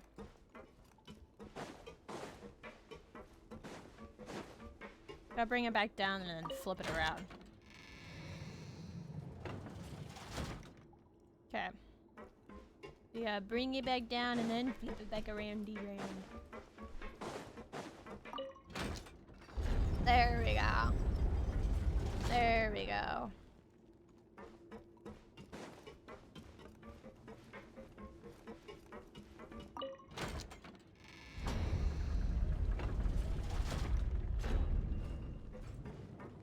There we go. We did it. Oh, don't fall off, Remine.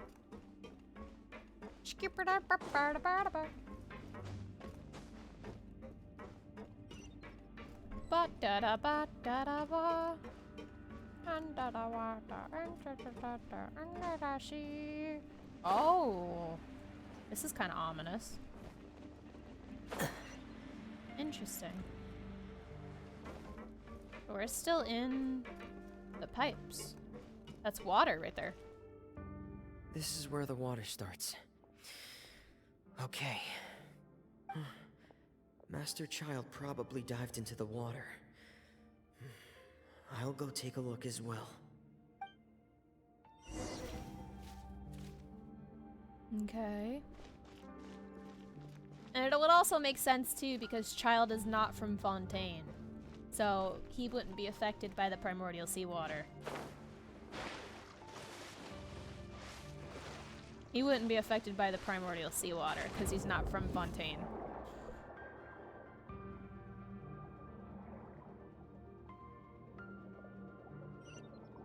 This is beautiful. My phobia of being in the water is kind of acting up though. The vegetation here is a bit more sparse. These traces aren't natural. A person must have left them, and recently. I should be going in the right direction. Okay. Interesting. There are traces here too. I need to keep going. Alrighty. Oh? Huh? The traces are gone. But I don't see where he could have gone from here. Wait. What the? Uh-oh. My heart is racing, and it's getting harder and harder to breathe. What's going on? Primordial seawater. No good. I have to get back. They still don't know anything about what's going on. If I turn back right now, I should still be able to make it. So, primordial seawater is mixed in with the water. Oh no, Fremine. He's got the purple aura around him. Oh no. The music also is rising too. Really tense. Oh god, Fremine. Hold on, buddy, we're going. We're going, buddy. I can't die here. Come on, Fremine, you're almost there. Come on. This is bad. I'm feeling worse and worse, and I'm still underwater. Come on, Fremine. You're almost there. I have to push on. Oh no, Fremine! Oh, Clorinde! That was Clorinde. She had saved him just in time then. I'm still very concerned why primordial seawater is mixed in with the water. So, in other words, the trail you were following vanished, and you had no idea where Master Child could have gone. But there was also no obvious place for him to have disappeared to. That's right. I tried my best to swim back, but I had already put some distance between myself and the fortress, and I just couldn't find the strength to keep going. I probably passed out some time after that, and you know the rest. Miss Clorinde brought you back, but we also don't know why she just suddenly appeared at the fortress. Yeah. Or why she went out to save you. Miss Clorinde, you say? I must go thank her in person. You're still too weak, Fremine. You can go after you've had some more rest. Miss Lynette is right. I believe Miss Clorinde will stay here as a guest for another few days, so there's no need to hurry. A guest? Then I can assume Risley was the one who invited her to come down here? You should ask His Grace about that. He'll be able to explain better than me. I'll go talk to him. Yeah, it's about time he actually told us what's going on. Wanna come with us, Liddy? It's okay. You could stay with your siblings. I can No, go. please go on without me. I don't want to leave just yet. That's okay. Linny. That's okay, Lenny. The logical part of my brain is aware that we're safe right now, but I still can't bring myself to leave.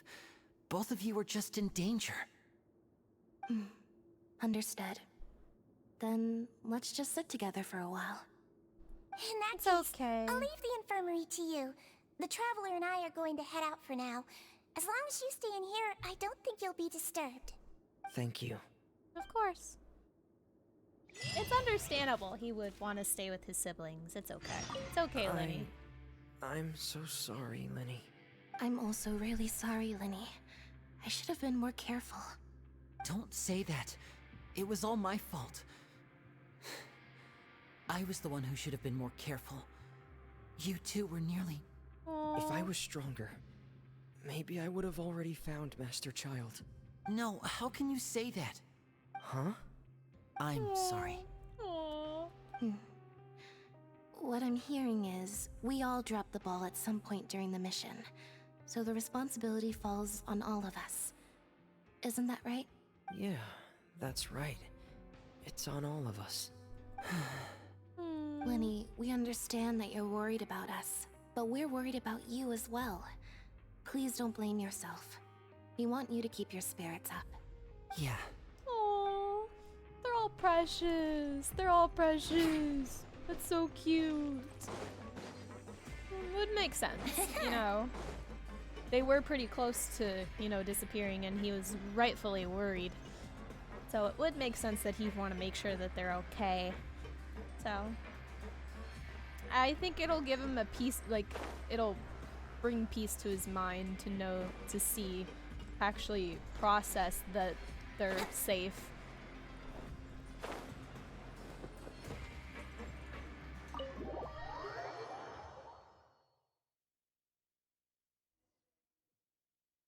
Alright. Risley, we deserve answers. Give us answers.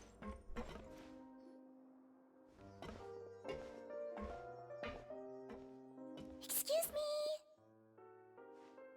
I take it Mr. Fremine's condition has stabilized?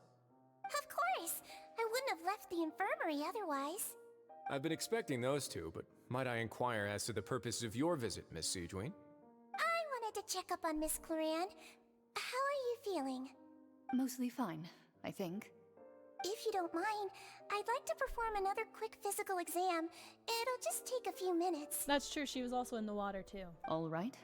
Thank you for looking out for me. I'll take my leave for now then. Bye, Cloran. Well, want to explain yourself, Risley? Of course, but I'm not partial to the word choice of explain. How about enlighten? Alright, please enlighten us then. Where should I begin? How about you start by asking me any questions you have? You can start with whichever one you'd like to get answered the most. Okay. Then Paimon will begin. Did you know about Lenny's goals from the very beginning? No. I just knew they were Fatui operatives sent to the fortress by the Knave. As for their specific goals, I only figured those out as you made progress on your investigation. You managed to monitor and stay ahead of them even though you didn't know what they were trying to do? They came here with ulterior motives. I'm quite adept at discerning what that kind of behavior signals. Why didn't you stop them? Initially, I thought their goal was just to investigate Child's disappearance. Well, that's what we're here for. Linny suggested that I had deliberately let him escape, but in truth, I didn't really do anything special to help or hinder him while he was here. Everything he did, from finding helpers to leaving this place, he did on his own. Well, he's also very smart. Of course, it's inevitable that the Knave would make a big deal out of her fellow Harbinger's unexplained disappearance. I'm also quite curious about where that Harbinger went. So I figured I might as well let the Fatui do their own investigative work. All I care about is the answer. So you were hoping Lenny's group would just do your work for you! You make it sound like that's a bad thing. Unfortunately, things didn't go as planned. I assume that Fremine has told you already, the ratio of primordial seawater around the fortress of Meripede is on the rise. Yeah, I kinda gathered that. The Forbidden Zone has always been Linny's target, and you got roped into that investigation after running into him. I began to intervene out of concern for your safety, and also to prevent the fortress from becoming entangled in more irksome matters. Are the rumors true? That you're also a former criminal? Now, why would you put it like that? Isn't staying here all day and serving as the manager of the fortress a kind of sentence unto itself? Another form of prison? I just happen to have some support from the rest of the inmates. That's all. Oh, right! Paimon wanted to ask, who invited Cloran down here? Me, of course. I paid her good mora to come down to the fortress for some field work. As a champion duelist, Miss Cloran could be considered to be an independent party. I needed to find an exceptionally capable person to help me get through the impending crisis. And saving Fremine was part of that crisis? You can think of it like that, yes. Credit where credit is due, that boy is quite adept at diving. Had conditions not been as hostile as they were, he probably would have found the missing Harbinger already. So the Forbidden Zone really exists? That's not something you should be asking after. Neuvillette only asked you to investigate Child's whereabouts. All I need to prove to you is that the Forbidden Zone had nothing to do with the Harbinger's disappearance. That should be clear now that you've spoken to Fremine.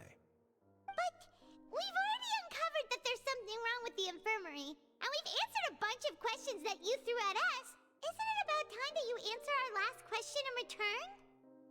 You make a compelling case. That's true. Do you really want to know the answer that badly? I mean, kind of, but I'm also scared. Yeah, Paimon really wants to know. Even if the truth may not be pleasant? Yes. Follow me. Oh. Okay. Alrighty then. Okay. Okay. Think you can get away? I did not mean to press that. My bad.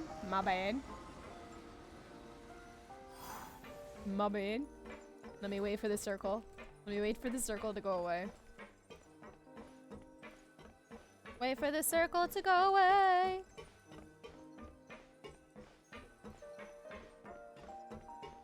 Go away, circle. Hey, make your circle go away, please.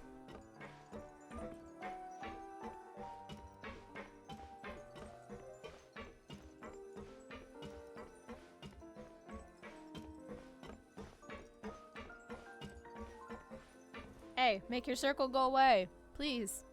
Make your circle go away.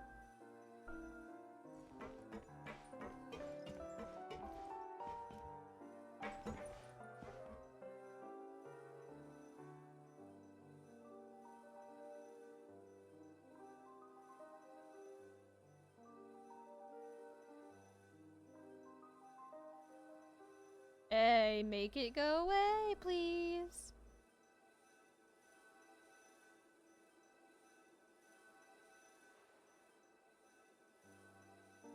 Whatever.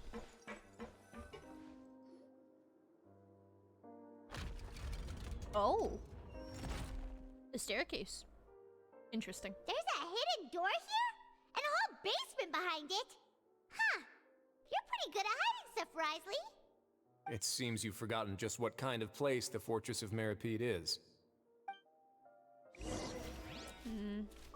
I'm very scared.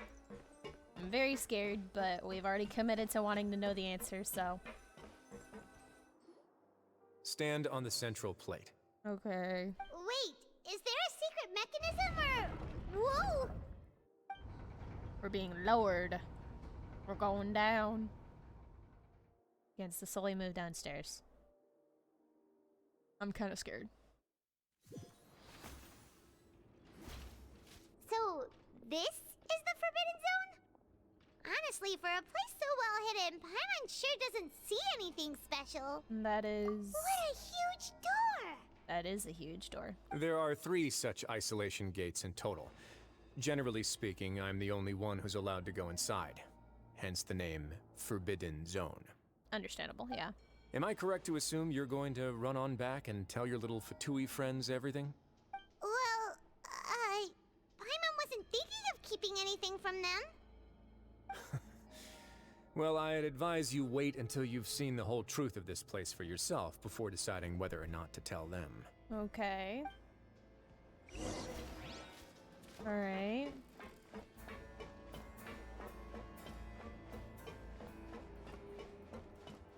Kinda scared. Huh. So there's a switch on the side. Stand back. Okay.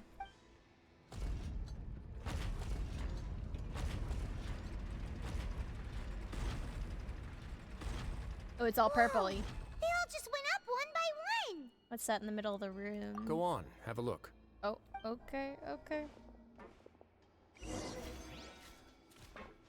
Alright. What is it? Oh. This room is really empty with nothing in here, which is quite strange on its own. There's also a device smack dab in the middle of the room, which looks like some kind of massive sluice gate. I've been interested in what lies beyond that gate ever since I assumed leadership of the Fortress of Meripede. Of course, it would be unwise to recklessly open it, but it'd also be risky and negligent to simply ignore any potential danger that could be behind it. The readings on that dashboard have not budged since the day when I first laid eyes on this place. But over the past year, the needle has crept upwards from its original position, likely because some parameter it's been tracking has changed, if only infinitesimally. Huh. Normally, I would have ignored it, but I happened to have some free time when I noticed it, so I investigated. Any guesses what the reading could be tracking? The water pressure? Very reasonable guesses. I've considered both of those as well. Unfortunately, our dashboard is tracking something less ordinary. Oh? The temperature should vary with weather and climate changes, so for something that rarely shifts, the water pressure is more likely. We ran a few tests to increase the pressure from the outside, but the readings didn't change at all. Huh.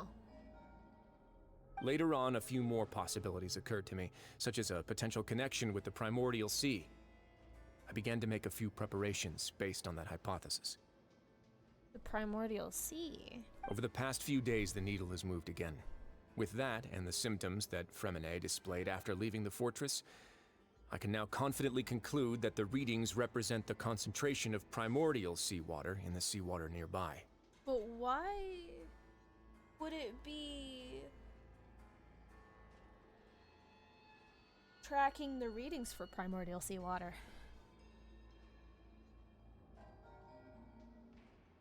Huh. Interesting.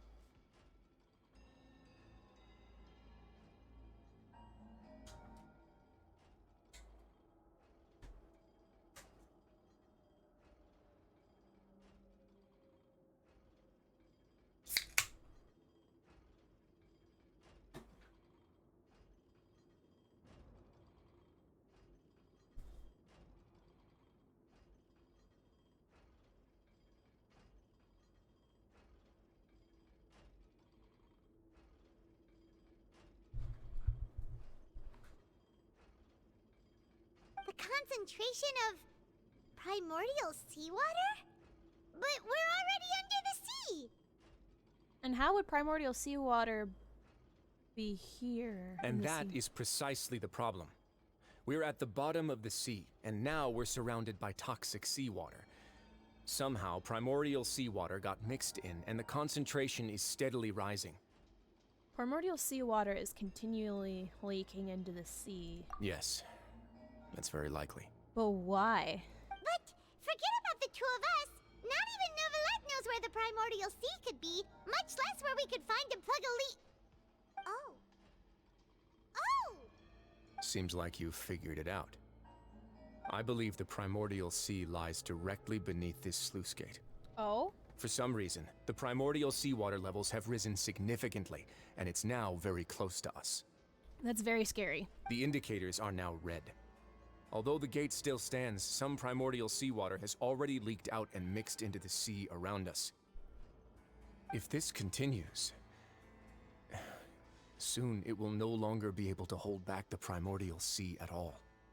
And if the primordial sea is leaking through, if this gate falls, all of Fontaine will fall with it. Yeah, you know what the legends say. Yeah. If this place falls, then everyone in Fontaine will be turned into puddles in the span of a night. Yep, that's very scary. But that's just too weird! Why would the Fortress of Meripede be built right above a sluice gate for the primordial sea? Who built this place anyway? Your expression tells me you think this might be part of a vast, complicated conspiracy.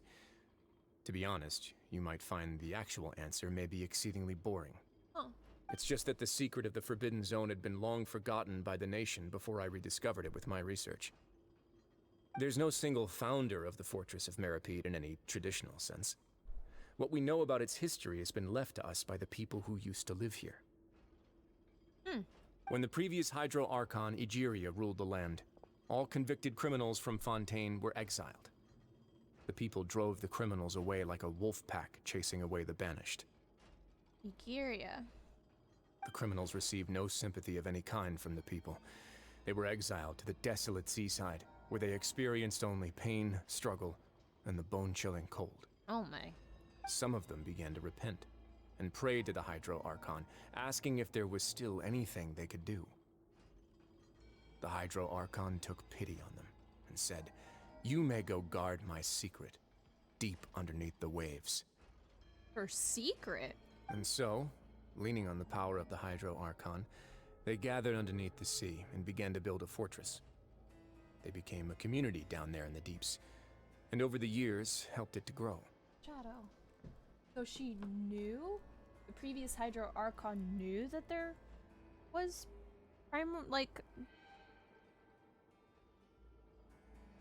I wonder if she knew that there was primordial seawater under here. Shadow, really? Shadow, come on, baby. Really? I need to move my mouse, buddy. Come on. That's Gucci. And lay right there. Lay right there. There you go. I wonder if she knew that there was... As the number of exiles increased, more and more people joined the community. When the first group of exiles died, they left the yet unfinished fortress to their successors. The Hydro Archon continued to lend her support, allowing the fortress and what it stood for to continue growing ever larger. Before long, this dark underwater fortress became the sinner's only home. And with that, the people here stopped referring to the fortress as a prison. They saw themselves as repenting sinners who would regain their freedom once they had sufficiently redeemed themselves. But as time went on, people also realized that the fortress was a lonely place. Once they had gotten used to life here, they could no longer feel comfortable living in the overworld. Once they had finished serving their sentences, some people left and some others chose to stay. They'd find some idle position and let their withered souls fade away with the ancient secrets of the past. After many, many centuries, few people still remember the reason for the fortress's founding. Now they just see it as an integral pillar of Fontainian society, as the place where criminals deserve to be sent. Now and again, Researchers managed to break one law or another and live out their days in the fortress. I learned all this from an elderly historian. Everyone else just thought he'd made it all up. So the fortress is guarding where the primordial seawater is. But now you know every part of that history is true. And if it falls, every person in Fontaine will be turned to water. Indeed. It's just as the prophecy says. If this gate fails, then everyone will be dissolved into the sea. Do you believe in prophecies? To be frank, not really. But sadly, that hasn't stopped this prophecy from proving all too accurate. Prophecies are troublesome things. Just hearing one will create the first wave of panic. Seeing signs of it will bring about the second, and actually witnessing it in real time, the third. So as the Duke, just what do you plan to do about it? Let's go somewhere else. I want to show you something. So did Egeria know that there was primordial seawater underneath here? And that's why she brought exiles down to guard it? This is it. Your Grace, perfect timing. The results from our last round of experiments have... Wait, Jurier, he's not alone! Huh? Lorvine and Jurier? No need to panic, you two. I've already told them about our plan. What? After you warned us not to tell a single soul about any of this? I'm skeptical as well. Are you sure they are trustworthy? Excuse you? The results speak for themselves, don't they? These two may already know more than you could ever imagine. All right then, if Your Grace insists. I mean, yeah, we did witness people being turned to water in front of us, so... They seem harmless enough, so I'll trust them for now. Well, how about some reintroductions? This is Jurier, one of the highest-ranked researchers from the Fontaine Research Institute. He used to work under Edwin. I trust that you've heard of Edwin? Yes. Well, good. Saves me a bit of time explaining. Edwin's main areas of research were archaeum and gravimeters. As his assistant, Jurier is quite familiar with them as well. I hired him to be my technical consultant. You want to blow up the fortress of Meripede? Wait, what? Ah, what a lovely idea. I'm already imagining it in my head. He wants to blow it up? Well, Gotta why? admit, I'm tempted as well. But why? If this is the one thing that's guarding, that's preventing the primordial sea from getting into Fontaine. Guys, focus! Focus! That taskmaster over there is Miss Lorvine, and is also one of my technical consultants. While Jurier used to be Edwin's assistant, she used to be Jurier's assistant. Ooh, are they together? Is that really necessary? See, everyone keeps asking this question. Are you too sure you're not a couple and just using your work as a convenient cover? Your Grace, I am not in a relationship with this man. If I dated her, I'd officially be madder than Edwin. Jeez, forget I said anything then. Follow me. Alrighty then. Whoa, there's another door that goes right up.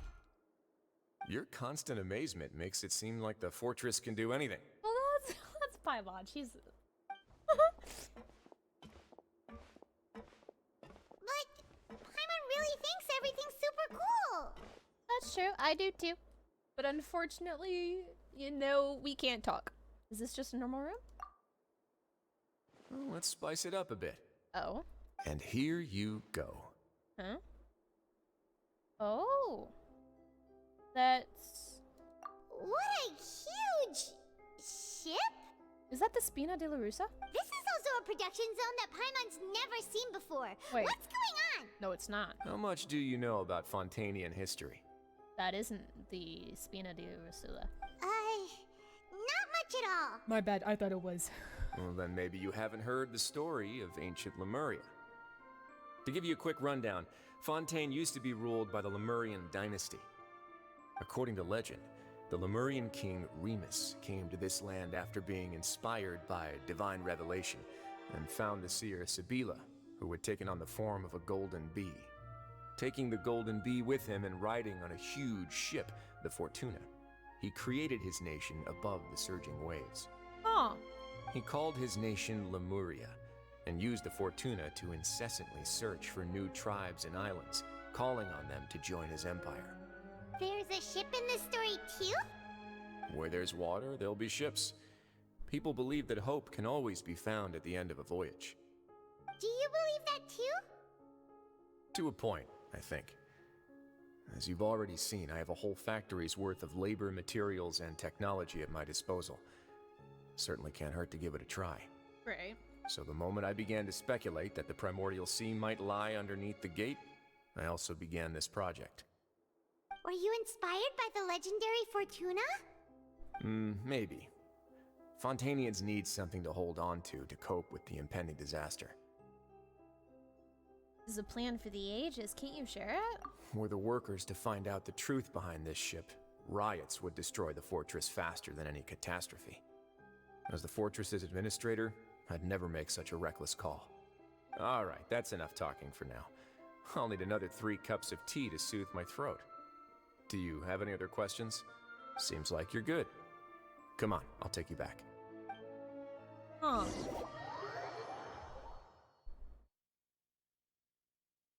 So it's walking away the primordial sea I'll leave water. you here for now. Oh, thank you so much. No worries. But don't forget, it's up to you whether or not you want to share what you just saw. What you do from here on out will likely affect those 3 as well. He means that my actions now will decide the next step Linny's group takes. And in other words, if I want to tell Linny the truth, I must make him understand that we cannot afford excessive conflict right now. Yeah, we'll put a lot of thought into it for sure. Oh god, yeah. Great. I look forward to what happens next. I'm very scared. I'm very scared. Do I tell them the truth or do I not? I wonder if it'll give me a choice.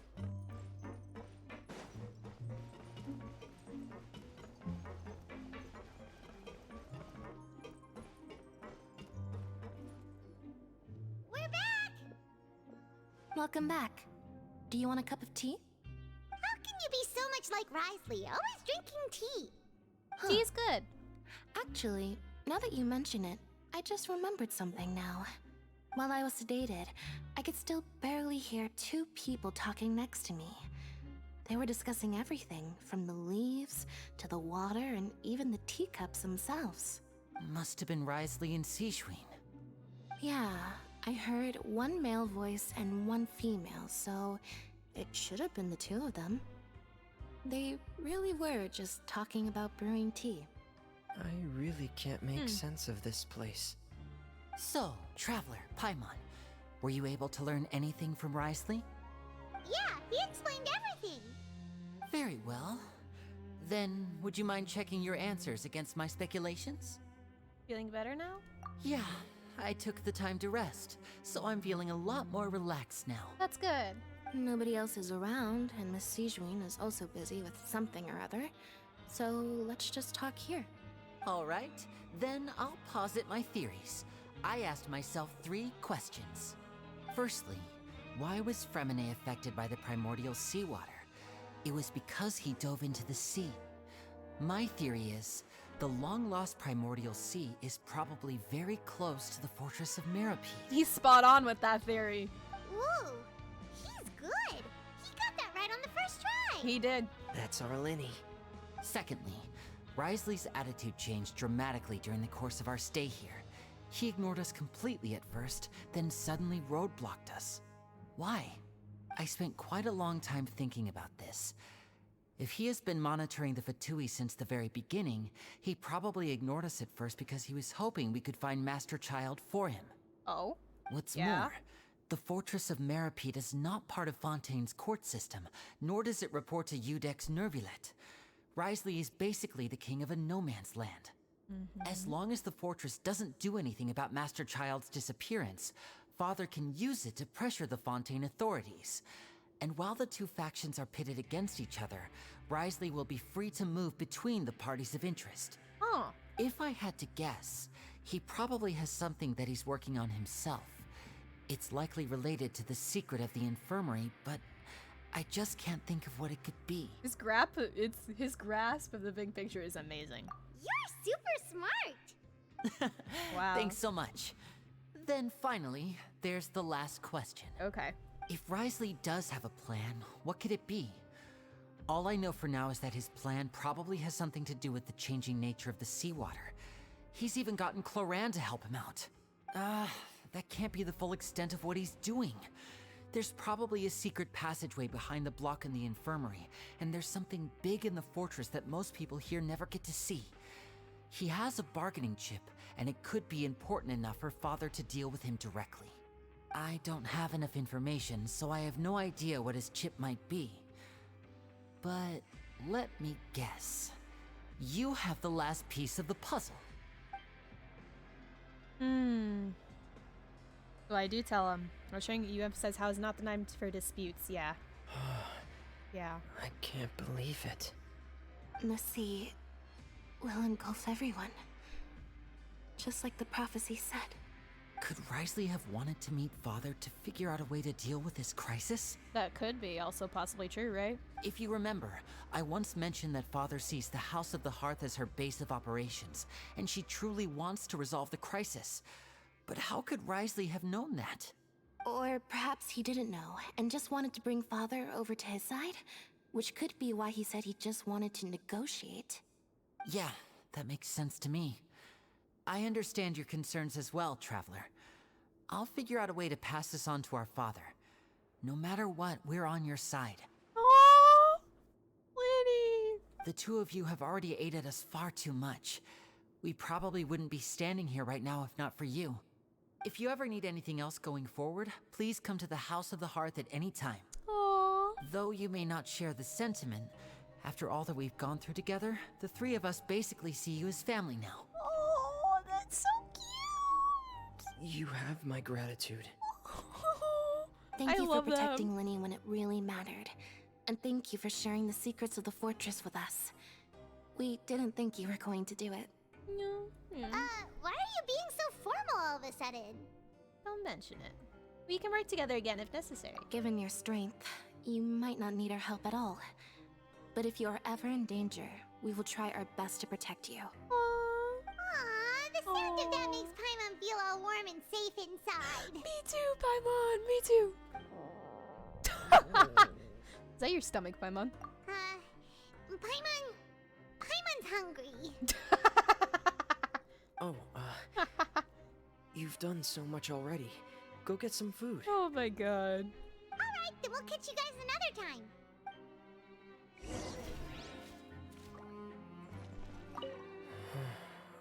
I feel like I should try to become someone more capable of helping.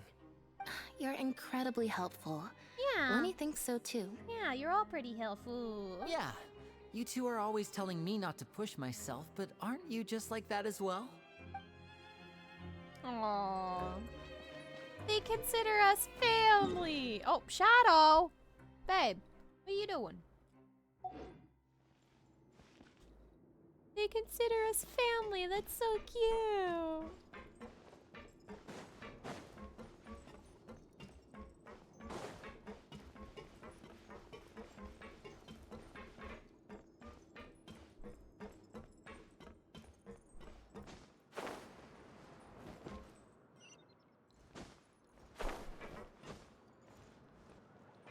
Oh.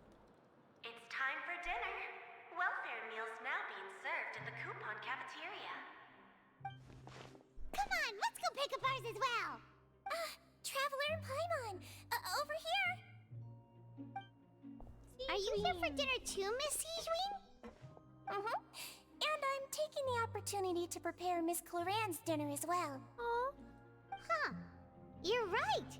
She's actually sitting in the fortress cafeteria. What would you like to eat? We can choose. Yep, you can. I've already talked to our chef, Mr. Walsey. It's all on me today, so you can get whatever you'd like. The tastiest. Me too! Don't forget Paimon! No problem. Just leave it to me.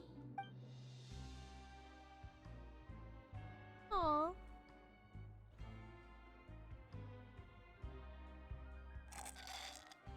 Okay, the shakes genuinely taste terrible. So delicious. Amazing. Paimon Paimon's so happy. Paimon wants to feast like this every day. Feeling full yet? How's the food? Delicious. Thank you. I'm so glad to see you all so happy.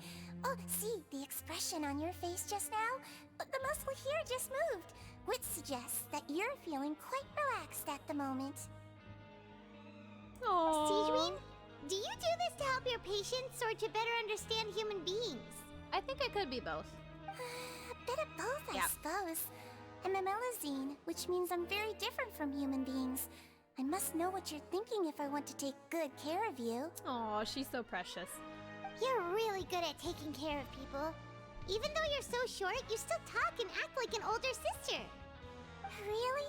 You're reminded of an older sister? That's great to hear. Oh, and what did you mean back in Risley's office? When you said that you were protecting Linny and his siblings as well? Oh, that. I just asked His Grace to look out for those children, especially that diver boy. I was getting a bit worried after hearing that something was wrong with the water. Thankfully, Glorand is very strong and managed to save him in the nick of time. Yeah. His Grace also sealed the pipes after Glorand left, to make sure that Linny wouldn't impulsively chase after his brother. Makes sense. Although the path was blocked, we still stationed some guards there to stop anyone from approaching. They were instructed to only open the door once Miss Glorand had returned. Oh, and I was keeping an eye on Mr. Linny as well. We had to press him, but we couldn't allow him to be in any real danger. Yeah. You were all super considerate and really thought everything through. It's just what we do down here at the fortress. At least this has been His Grace's style for as long as he's been the leader. Oh, I really wish Monsieur Nervulette would come down here more often too. I feel like he'd like it here, with all the darkness and chaos. Huh? But that doesn't make any sense at all. It's hard to imagine Neuvillette outside of his office, yeah. Get a good night's rest, you two. You've both worked very hard. Oh, yep. No! Venti! Venti! Oh, I killed you. It's okay, buddy. It's okay. Oh, it's okay. I'll just have to heal at a...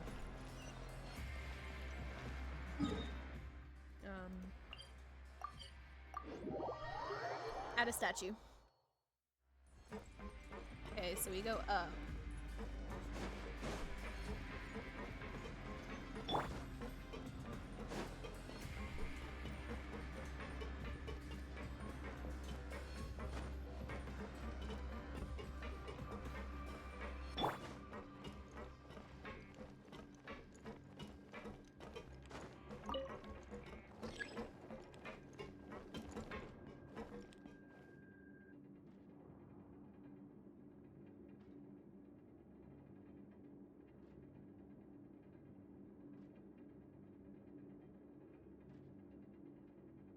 Silly churl, Billy churl, silly Billy, hilly churl. Woo!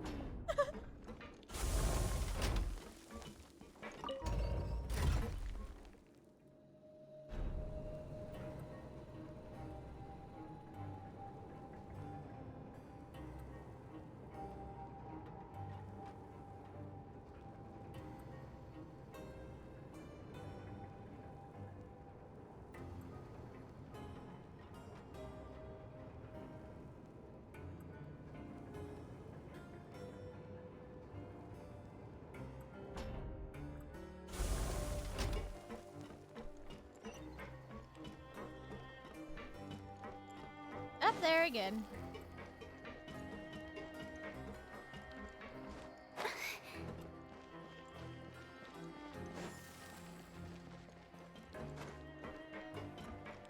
Why can't there just be one lift that goes all the way up and down? That would make it so much simpler.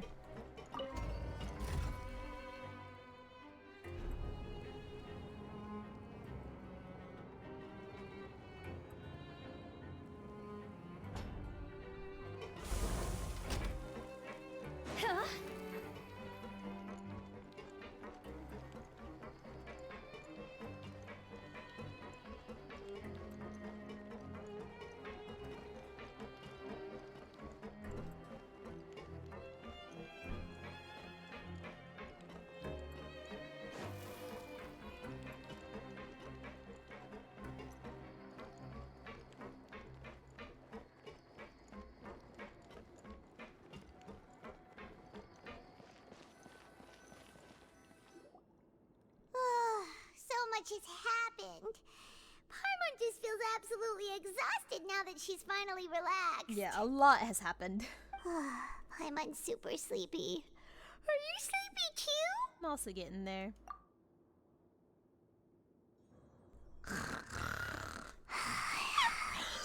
She just passed out. Oh my god.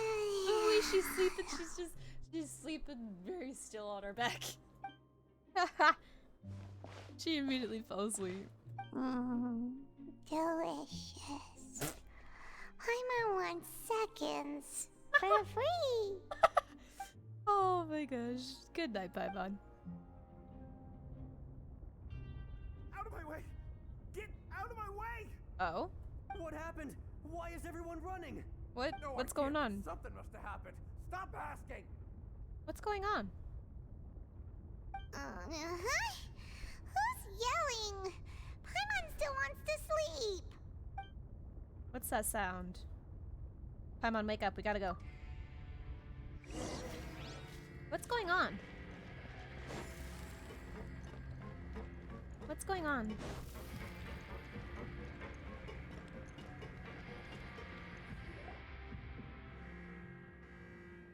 What's going on? What happened? Why is everyone running around? Hey, what are you doing? No time to explain, mate. Goodbye. What's happening? Hey, wait! What's happening? What's wrong with these people? They won't even talk to us. They're here! Yeah, there you are! What's happening? Oh, thank goodness! Cristo and Laveron, do you know what happened here? We came here especially to inform you. Something seems to have gone terribly wrong just now. His Grace is telling everyone to evacuate and get out of here. Terribly wrong. Laveron was saying you two are new here and you don't have many friends, so you might slip through the cracks. Haven't you heard all the stories like that? An evacuation is successfully completed, yet you only find out once you do a head count that 1 or 2 people are missing. Wait, weren't you the one who brought that up? Why is it suddenly my idea? Hey, shut up! What? Okay, whatever. The point is, you should come with us. To evacuate outwards? Yeah, he said to get as far away as possible, upwards and outwards. I wonder. And that means whatever happened must have happened down below. The gate. Oh no, it can't be that thing! The seawater. Whoa, wait, what? What? Hey, where are you going? The seawater. Just go. Get out. Get out. Find the Duke! You two just go and get out! Go on without us! Go. Get out. Hey, hey! Be careful! Oh no. The seawater. Attention! Please evacuate upwards and outwards, upwards and outwards. If you're already at the topmost layer, then try to move as far outwards as possible. Oh no. Risley.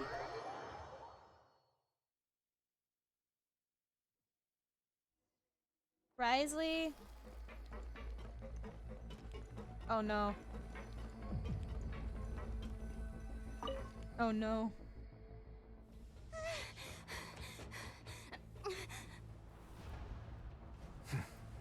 They're here. Just like I said. What happened? What's going on? Uh-oh. You're just in time. But be ready to run. Oh. Oh no. Oh no.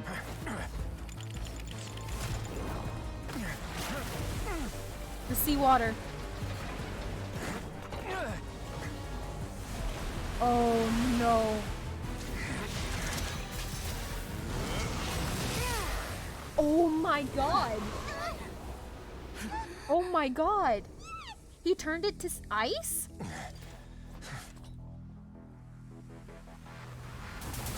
And there's more.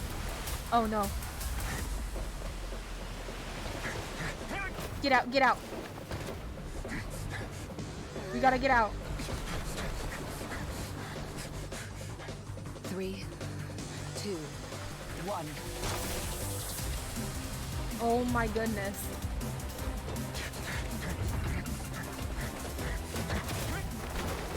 Oh my god. Oh my god. So it got out. This won't hold it for long. Find Neuvillette. Tell him the defenses are about to collapse. Then what will happen to you? Until he arrives, we're the last line of defense. Okay. Let's go find him.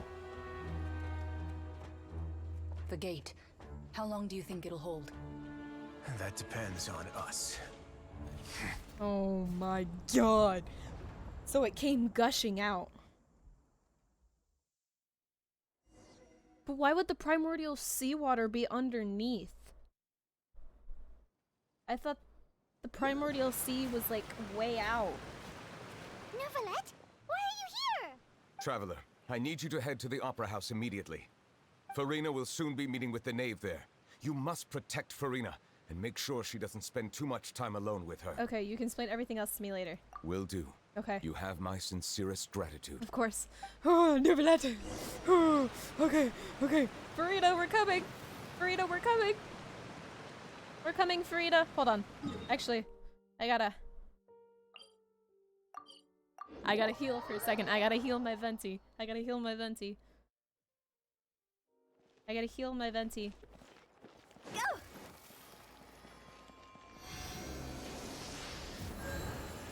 Okay. Alright, now we can go back. Okay. Oh no. Alright. Farida! We're coming! We're coming, Farida!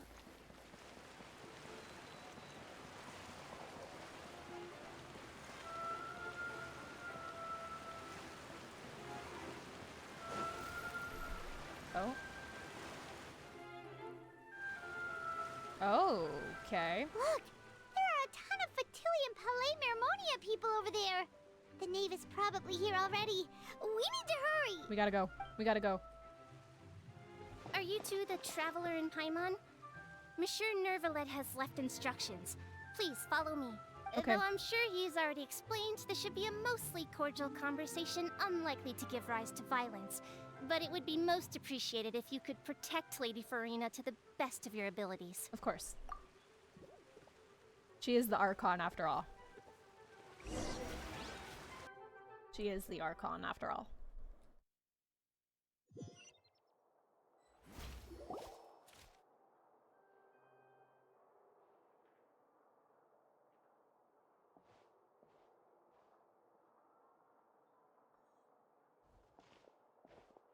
Oh, so you two are the honored guests Miss Farina mentioned. Yes. Hi, Arlecchino. We finally meet in person. Of course, of course. How could they not attend a meeting such as this? I must always have 2 or more guests at my dessert table. Otherwise, the occasion would be too lonely and unbecoming of my station. It is my pleasure to make your acquaintance, traveler. I have heard much of your accomplishments. I am the Knave, one of the 11 Fatui Harbingers. Yep. So this is the Knave, the head of the House of the Hearth and Linny's sibling's father. She certainly does not seem easy to deal with. I've already prepared seats for you. Come, sit beside me. Perhaps you two are unaware of how Miss Farina and I do things. You see, we actually recently agreed to get together for tea when we had the time. See this? This is a limited type of confectionery that Miss Farina simply adores. There are only 16 slices sold every day. Here, why don't you and Paimon have a taste? She seems friendly enough, but that can be all there is to her. The Knave is a force to be reckoned with. I should be very cautious around her. Yes. Traveler, what do you think of this cake? Pretty good, and I think Paimon agrees too. That's good to hear. So what Child said was on the mark after all. You do share a taste in desserts with Farina and I. Wait, Child should have no reason to have said something like that. I wonder how he's doing nowadays. You must have heard, right? He's suddenly gone missing. I'm really worried about his safety, you know. Here's to hoping that he's an excellent swimmer. I have faith in his abilities. Since we're talking about him, I feel like I should add something. His martial prowess really looked certainly pretty impressive, yeah. Farina looks quite nervous. There must be some kind of bad blood between her and the knave. Oh, so you're also familiar with his aptitude for fighting, Miss Farina. Oh, right. I almost forgot. Child was subdued by Udex Nuvillette right in front of you. Against ordinary people, my colleague would never be on the back foot. But alas, he just never imagined he'd run into such a person. I must express my admiration for Monsieur Nuvillette. I managed to find a few leads on his whereabouts. Coming from you, that's not surprising at all. But I thought you would be happier to hear the news. Of course, but it's still a bit of a shame. You see, I would have been far happier had I received this news somewhat earlier. As you well know, a long time has passed since Child disappeared. Ooh, Farina. Well, in any case, there's no need to worry. We know for sure that Child is still alive. Oh, and just how do you know that? Because we found evidence that proved he left the Fortress of Mirapede. And where did he go after leaving the fortress? Well... That we don't know yet. Paimon's state just left us wide open. The Fortress of Mirapede lies deep beneath the waves. Unless he pranced right out of the main gate, he must have had to swim for it. Do you have any proof that he surfaced safely? Well, he's also not from Fontaine, so we do not. But there was also no evidence that he's been injured or killed. That is good news, at least. His sister Tonya sent a letter to Fontaine not too long ago. Since he was unfortunately unavailable, I picked it up on his behalf. Oh, Tonya sent a letter? Do you have any idea how he usually writes back to his family? Dear Tonya, your letter made me feel like we were still enjoying our time in Snezhnaya together. I'm currently admiring the scenery on the streets in front of the Opera House. Is it something like that? What are you getting at, Arlecchino? She's turning up the pressure. I'm not sure if I'll be able to convince her, but I could at least try to distract her from Farina. All letters tend to follow the same few formats anyway, right? As long as the contents are accurate, it doesn't matter so much how it's written or how it's worded. You know, it's actually a change. You know, Farina doesn't seem like she wants to, like, battle me anymore. She's actually, like... She doesn't seem to really care about that anymore now. Farina? Hold on. The water in the teacup is shaking. What's happening? I suppose this is also a sign of things to come, Miss Farina. Oh? Huh? I don't quite understand what you're trying to say. I wonder. Have we entered into the next stage of the prophecy? The prophecy. She's talking about the prophecy.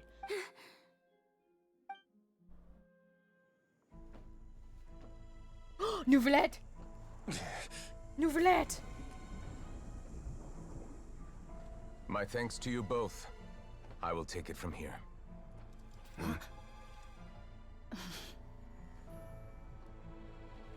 Sure you don't need a hand?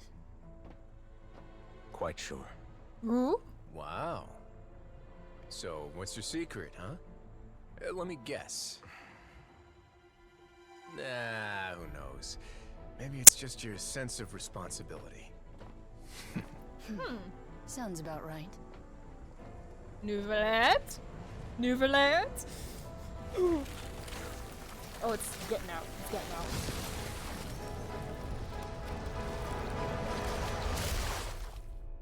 Nuvillette!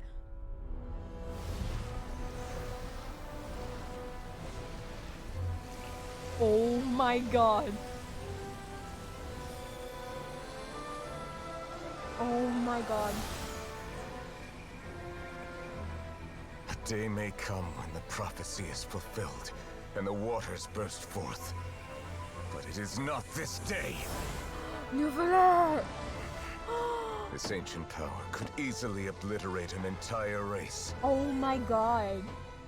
A tsunami of fury would unleash endless catastrophe.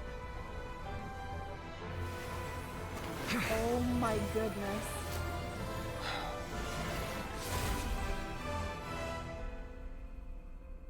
He sealed it. This sentence is too severe. Forgive me for overruling it. Huh? Oh my god. Oh my god. He was able to put it back and seal it. All right. Seems like the problem inside has been suppressed. My god. Let me guess. We're safe for now. Indeed. But only for now. I win this bet. You owe me a present. Very well. It was indeed just as you said. You made a bet? We made a bet on the size of your entourage. Cloran thought you wouldn't come down by yourself. I figured you would have at least brought a few people along for appearance's sake. It appears I underestimated just how confidential the mission was. Shouldn't you have gotten used to confidential missions by now? That's just how the courts operate. So what gift must the loser give? Tea? He already has tons of tea in his office. I'm thinking about a set of legal codices. Oh? That wouldn't happen to be a dig at my lack of legal awareness, would it? Well, I'm sure His Grace doesn't consider the fortress to be outside the law. I was under the impression the residents of a place like this would be uninterested in the legal codices. That was obviously a joke. Anyway, you've still got some unfinished business to attend to in the overworld, correct? No need to stay here if you have a pressing matter. We all know you can't leave Palais Mermonia for long. Thank you. I hope everything went smoothly with the Fatui Harbinger. Oh, I don't know. I'm kind of scared.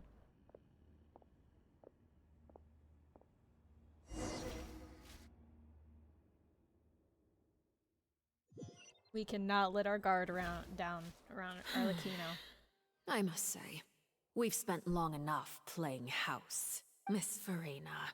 As the Hydro Archon, I am sure you understand the exact meaning of the phenomenon we just witnessed. Or should I say, that's what I originally thought. But looking at your expression, was I wrong? And you haven't a clue? What are you trying to say? At this point, I don't think there's any more need to speak as diplomatic representatives. Allow me to speak to you now as just a Fontainian. You know the prophecy by heart, and also that every part of it is being proven true. Yes, that is correct. Yet, here you are, relaxing, drinking tea, and eating desserts as if it's all nothing more than a few stray bugs in your garden. Do you really think that's acceptable? The prophecy's hanging above our necks like a guillotine. Every faction is looking for a way to either avert the disaster or save their own. Even the orphans of the House of the Heart have devoted everything to saving their homeland. But you? It beggars belief just how nonchalant and carefree you have been. From the very beginning, you, the god Focalor, you have utterly failed to take action. You're wrong. I've never ignored the prophecy, nor have I just been passing the time in self-indulgence. Retract your accusation and stop doubting the wisdom of the gods with such absurd conjectures! I am not alone in my doubts, you know. All the children of Fontaine may be harboring the exact same thoughts right now. Oh, great Hydro Archon. How are you going to save them? Save us?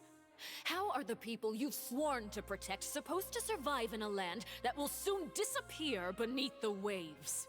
I have my ways, and I've been working on them for all this time.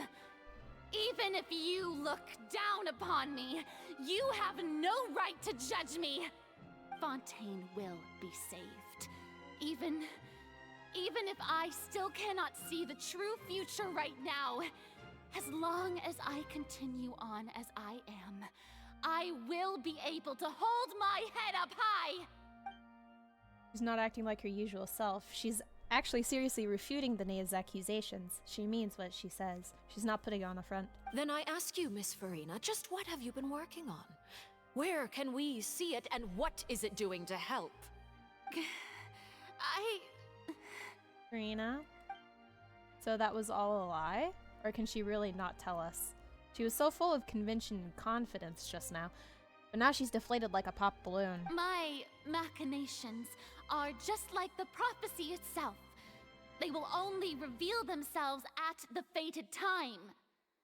It is just that beings like yourselves are unable to perceive them as of yet. Is she talking about the Oratrice? I see. As a god, the proof of your labor always lies beyond prying mortal eyes. Allow me to be so bold as to ask another way. Would it be possible for you to tell us the parts of your plan that are not confidential? Such as your emergency response plan for the impending disaster? An emergency response plan? Oh, she didn't think about that, Farina! Oh, that look in your eyes. Have you not even prepared one of those? The emergency response plan is also strictly confidential. Farina, hold on. Then allow me to jog your memory. Miss Farina, what is the purpose of your Oratrice Mécanique d'Analyse Cardinal? And what do you plan to do with the massive amounts of indemnitium that has accumulated over the years? The Oratrice? It's just like it appears to be. So you also have no idea. If I'm not mistaken, someone's using it to prepare for something. But unfortunately, it would seem that someone is not you, Miss Farina. But didn't she create the Oratrice? I first caught wind of this when Linny tried to investigate the Oratrice in the Opera House. You see, even just getting close to the core contaminated him with an extremely large amount of indemnitium. But even if that had nothing to do with you, then what could you possibly be working on, oh great Hydro Archon? Oh, right. I almost forgot. Udex Neuvillette is not at the tea party with us today. Miss Farina, I suppose you must have ordered him away to take care of some troublesome business. Yeah, yes, that's exactly right. Please keep it a secret for me. Of course I will. Although, I must say, Miss Farina, you seem quite insecure without the Udex by your side. Oh, very well. Let's stop that conversation here. There are still a few slices of cake left, so please, help yourselves, everyone. These aren't topics I can speak about. I don't even know what Neuvillette's task was. If I had to guess, he probably went down to deal with the surging primordial sea, but can he really deal with it all by himself? I mean, he did for a little bit, and it was Farina being truthful or not. Traveler, I heard that you were recently commissioned to handle a few matters on behalf of the Udex. Why don't you take an extra slice of cake? Those who work hard deserve gratitude and praise. You too, Paimon. Thank you. Paimon will take you up on that offer. The knave proceeds to change the topic and brings up a number of less significant matters. Oh, Paimon's super full. That cake was great. She is not someone you should let your guard down around. If it's on my tea table, it must be of the highest quality. Yes, and we must thank the knave for bringing these over as well. You're welcome. I'm sure the cake also felt greatly honored to be featured at Miss Farina's table, and I was merely catering to Miss Farina's tastes, seeking a chance to chat over tea. It is getting late. Why don't we call it a day? There are still a few matters that I need to take care of, so I must take my leave now. Very well. We'll end it here. Mind seeing me off, Traveler? We could use the opportunity to discuss Child before I must be on my way. Of course. Paimon's coming too! You okay, Farina? The tea party turned out to be even more difficult than I'd imagined. Why are you looking at me like that? Is something the matter? If there's nothing urgent, then I shall be retiring for now. It's an act. She's definitely putting on an act. She's definitely putting on an act. And rightfully so. The knave is not someone you should let your guard down around. There is the Oratrice. Hello, Oratrice.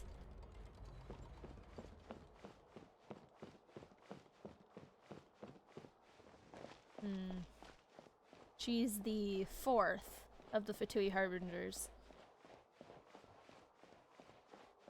I wonder, will we have to battle all of the Fatui Harbingers? Because we already came across Child, right? He's the 11th. And then Skara, which was the 8th. Wait, no, he was the 6th. Signora was the 8th. So we battled Signora, we battled Child, we battled Skara. We've met Dottore a ton of times, so I'm hoping that we get to battle him and kick his ass.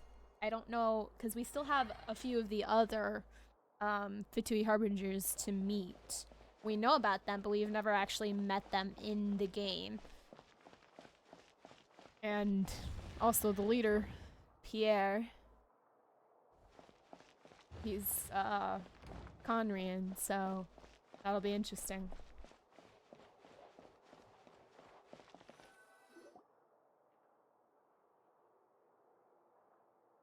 I'm glad that you were willing to come with me.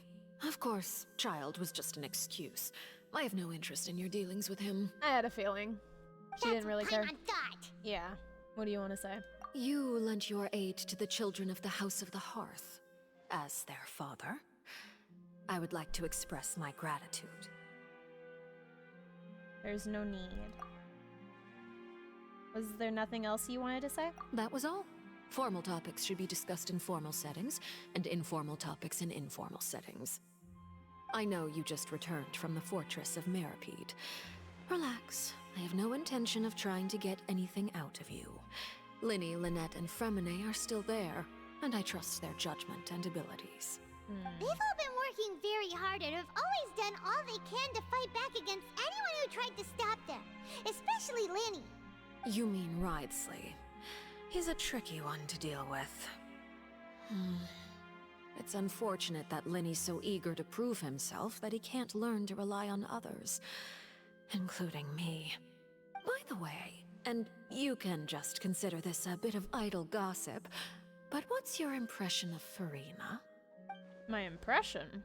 You are outside of our disputes, and the freest person in all of Fontaine, able to move around most easily.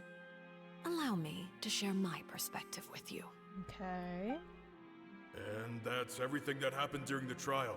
Master Child was declared guilty and immediately transported to the Fortress of Meripede. Didn't he say he was coming here on vacation? Does he not feel an ounce of shame for all the trouble he has caused? Forget it. He did give us an opportunity. I will be meeting someone shortly.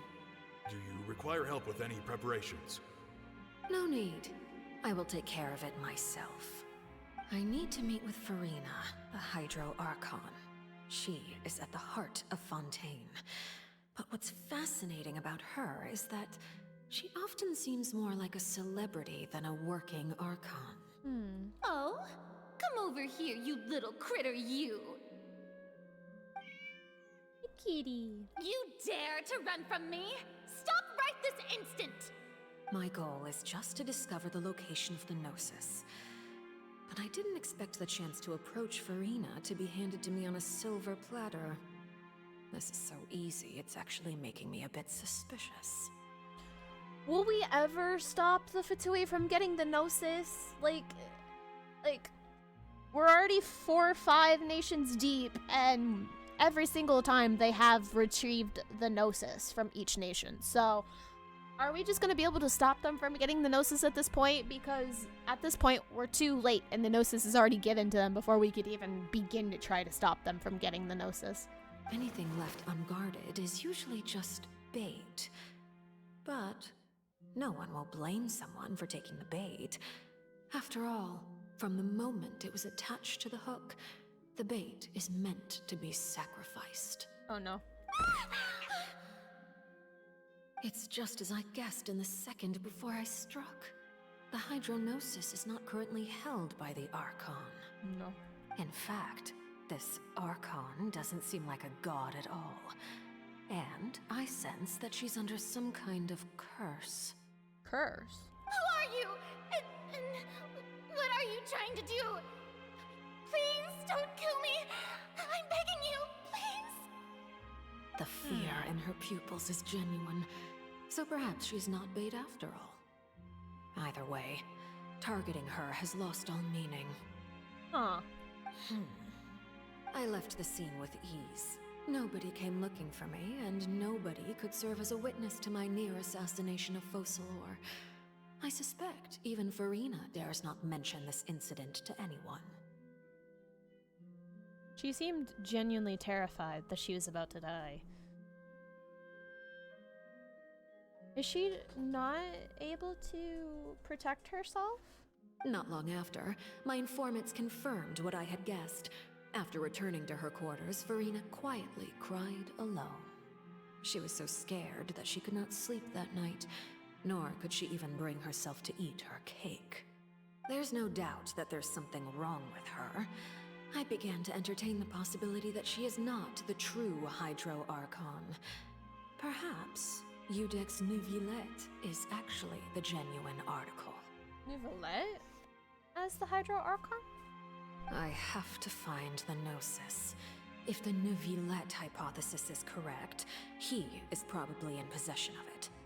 Alternatively, it might have been hidden in a place that's hard for ordinary people to access. I mean, I was under the impression that the Oratrice was powered by the Gnosis. Yes, Father.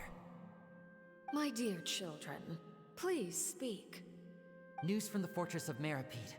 Master Child has gone missing. On top of that, the contacts and guards we bribed at the fortress have all gone quiet as well. Probably the handiwork of that Wriothesley. I'm afraid so. This is a good opportunity. The value of a Harbinger is much higher than most would imagine. We now have an excuse to exert diplomatic pressure on the Fontaine authorities. Set up a meeting for me. I would like to meet the Hydro Archon and Udex Neuvillette. Oh, and I have an additional mission for you three. Shadow, stop. Daily, you want to go outside?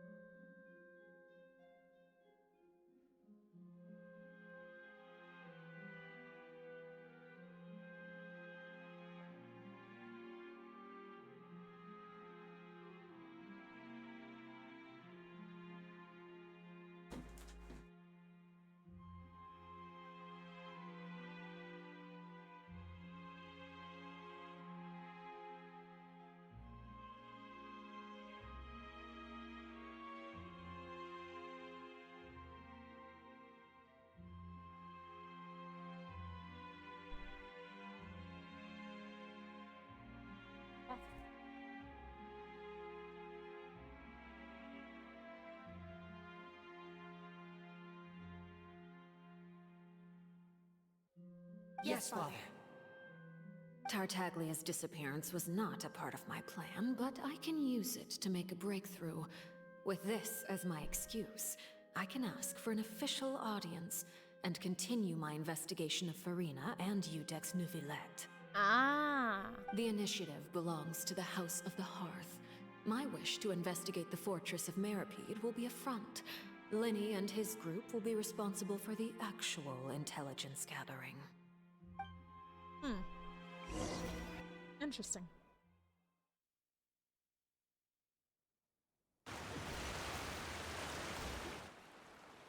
You should know the rest. Linny's group is quite close to you, so they wouldn't have hidden anything from you. You attacked the Hydro Archon? It wouldn't mean anything, even if you shouted it from the rooftops. After all, even Farina herself is still pretending that nothing of that sort ever happened. Alright then. I wonder why, if that's why she's so timid. Or if the reason why she's so timid is because she has no way to defend herself. But she is an Archon, so you would think that she has, you know, the ability to protect herself, right? Or defend herself in battle, right? I've now had 2 chances to enjoy tea with Farina. I have to say, the leadership of Fontaine is even more inscrutable than I had imagined.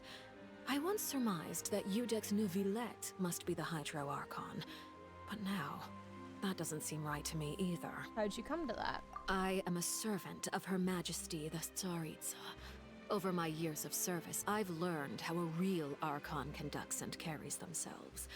Whether Iudex Neuvillette or Farina, neither fits the bill. It's hard to imagine either of them as the Archon. Of course, that is all just how I feel. Gut feelings often do not require justification.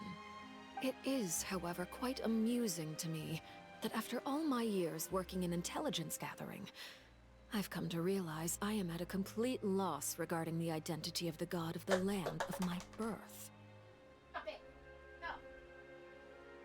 No! No!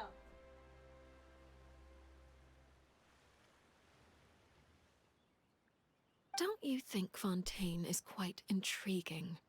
A catastrophe looms, yet many secrets have yet to rise to the surface. It looks like Fontainians will have no choice but to save themselves. Well, the issue with the primordial seawater does seem like it'll come back, because Neuvillette even said himself he only sealed it temporarily, but...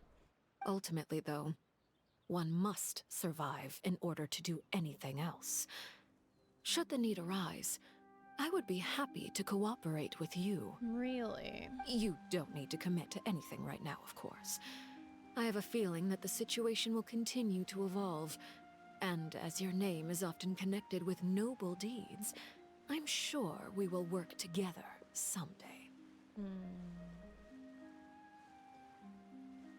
I know she has ulterior motives because she's also a Fatui Harbinger and she wants the Gnosis. He certainly returned quickly. You must want to catch up with each other, so I'll leave you to him.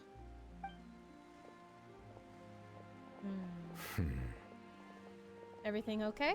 Neuvillette, is it over? For now, yes. But this issue will prove quite thorny in the long term. I'm concerned that sooner or later the prophesized events will occur. I'm very confused though. How is the primordial seawater underneath the fortress? Like, how did it get there? Thank you for protecting Farina. May we ask what happened? To put it simply, I used my power to force back the primordial sea and reseal the sluice gate. Yeah, he resealed it. As for what happened on our side... So as expected, the knave has turned up the pressure on Farina. She's trying to feel her out, though I'm still unsure as to her motives. Can I ask you some questions? Permission granted. You have enough power to force back the primordial sea. Whoa. It can't be that you're the real Hydro Archon, right? But that's just a speculation on our part, though. You can't tell us? Then that's okay. We can talk about something else. We won't try to force you. You guys in Fontaine are super strange. If by the phrase, you guys, you are referring to Farina and I, then although I'm not sure just what you are trying to imply, I must clarify that I do not share her positions on a multitude of topics. I believe so. The fortress has a long and complex history. It has seen much grief and suffering. And now, another catastrophe will soon be upon us. I mourn this turn of events. Huh? Why is it raining all of a sudden? Oh, Neuvillette. The clear sky suddenly filled with dark clouds. The rain became heavier, light rain soon growing to a downpour. Neuvillette cemented his sense of grief. Neuvillette? Thinking back to that legend and what Fremne said, It's said that a dragon of water once resided in Fontaine. Every time it weeps, the skies will cloud up and pour out rain. You can't be. You may be closer to the truth than you think.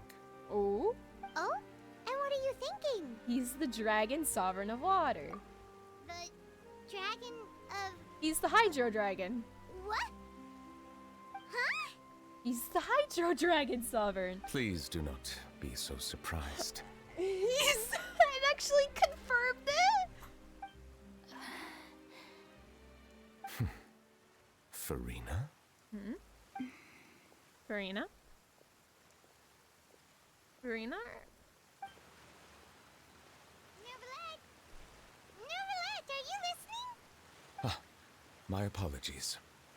We were just guessing randomly. We didn't guess right, did we? You're not actually the dragon sovereign of water, right? Well, if you don't want to confirm or deny... You guessed correctly. I sincerely hope you'll be able to keep this a secret for me. Yes, yes, yes. Right. Yes, we will. Of course. We'll definitely help you keep it a secret. There's still something Paimon wants to ask you, though. Please, go ahead. Well, if you are the dragon sovereign of water, and you were able to force back the primordial sea from the fortress, then since Fontaine's prophecy is all about seawater, couldn't you just use your power to solve the crisis? None of the currently living dragon sovereigns in the world, myself included, possess our full dragonhood. Oh. They say that when the first usurper arrived on Tivat, they seized a part of the dragon's power. Today, that stolen power is the basis of the Archon's authorities. Yeah. There are 7 elemental archons and 7 matching dragon sovereigns. Yep. The dragon sovereign of water who lived through that era perished a long time ago. As their successor, I know far less of that part of our ancient history. In any case, I believe I will not be able to do much unless the Archon disappears and returns their elemental authority to me. Huh. Given the status quo, however, I would recommend finding another way to deal with the prophecy. So how are we going to deal with the prophecy? Oh, so even you can't solve it. I still have some urgent matters to attend to at my office. If you have any more questions regarding ancient history, you are welcome to discuss them with me at a later time. Please go right ahead. There's a place that Paimon wants to go too. Traveler, why don't we pay another visit to the Fortress of Meripede? Paimon is a little worried. Okay, see you, Neverlet. We'll see you another time. Take care. So it outright confirms that he is the Hydro Dragon, essentially. He's the Hydro Dragon sovereign.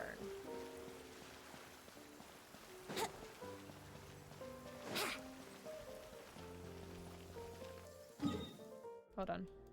Let me actually go here, because I also need to get the statue that's over there. Okay, they're all above.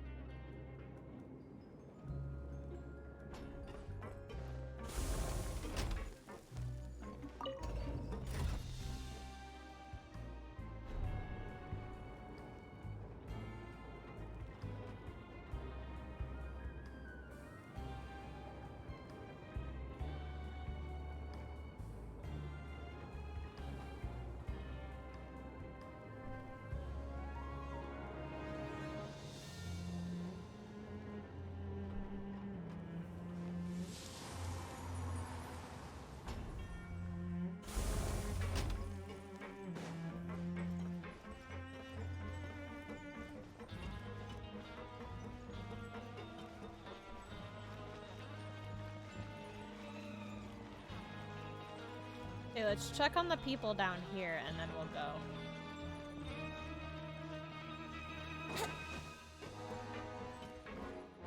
Siegeween! Siegeween! Traveler, Paimon, you're back! Are you still doing alright? Did either of you get hurt? We're okay. We're fine, but what about you guys? It was such a huge mess. How bad was it? A few people sustained superficial injuries, but that's about the extent of the damage. Monsieur Nervulette paid us a visit. It was all thanks to him that we managed to suppress the crisis for the time being.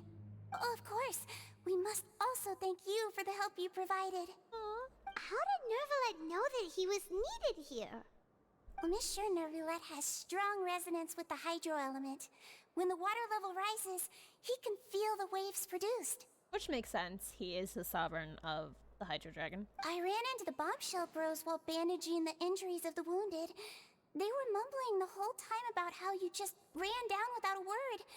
I'm so relieved to see that you're both all right.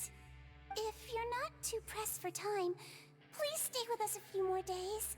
Just let me know if you get a craving for any particular dish, so I can have Mr. Walsey get your meals prepared.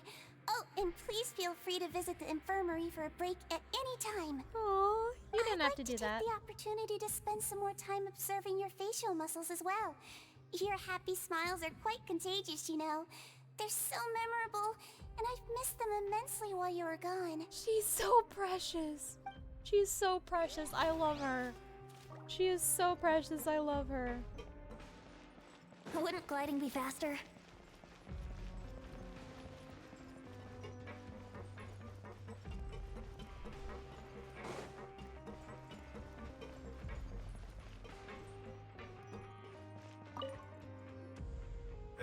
You guys are back? Crystal! Macaroon! You guys didn't get caught and thrown back down here, right? No. Huh? No, not at all. And here I thought you'd managed to escape from jail during all the commotion. I'd held you up as legendary jailbreakers, but now you're telling me you just never left? Well, we did, but... We're sorry, but we just had some business to take care of. All right. There's no need to get caught up in the details. We're just relieved to see you.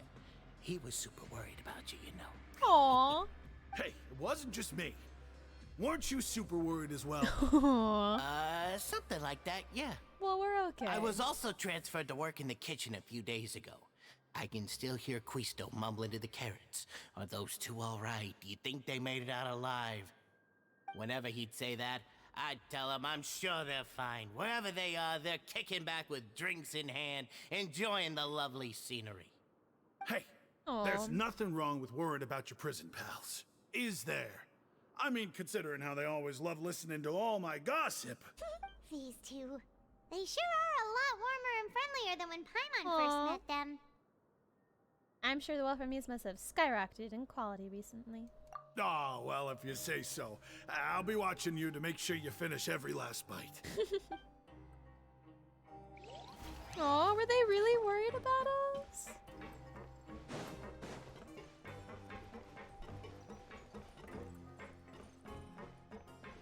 Hold on. I'll check on Risley in a minute. I want to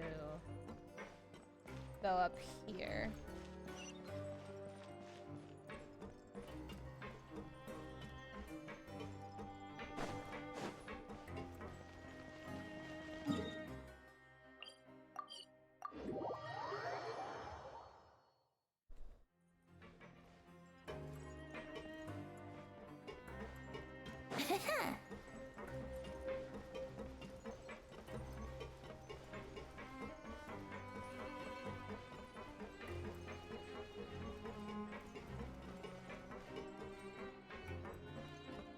Lanny, Lynette, Remini.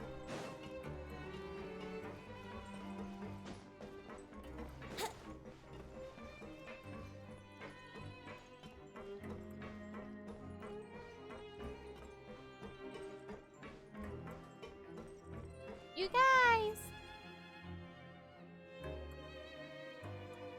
Now guess, what suit will this next card be? A bare-teeth cat? Well, look who it is. Traveler, Paimon. Hello, everyone. I love them. Looks like you're recovering nicely, Fremine. Mm-hmm. Thanks to everyone's support. That's good. Oh, right. I managed to work up the courage to thank Miss Clorant in person. That's great. I'm so proud of you. Whoa, how did she react? She told me that it was nothing. It was as if saving a life wasn't a big deal to her at all. She also told me not to worry about it. She didn't want to stress you out, that's all. She's right, and it's best not to dwell on it. Yeah. Okay, but check this out. We went back to the opera house and we met the knave. You met Father? Did she say anything to you? She said a few things that were, a bit hard to understand. And also that she's looking forward to working with us in the future. It is a little surprising. Her attitude towards you is even better than what we'd imagined. That's fantastic. You should believe her. She has her own way of doing things, and she'll do everything in her power to help those she considers close, which now might also include you. I'm not sure if we would be close, though. Father is very capable, and also trustworthy. Oh, Paimon just remembered that she thought Lenny was a bit too proud as well. She said that you should learn how to rely on others sometimes. Got it. Huh. That does sound like something that Father would say. Hey! Are you going to stay here for the next few days? Looks like it, yeah. Excellent. I will host a tea party. Aw, you didn't have to do Then that. Paimon wants another serving of cake. Oh my god. Another implies that you were already served some delicious cake while you were up there. How lovely. Well, next time, you're going to have tea and snacks with us. Of course. Now we gotta check on Risley.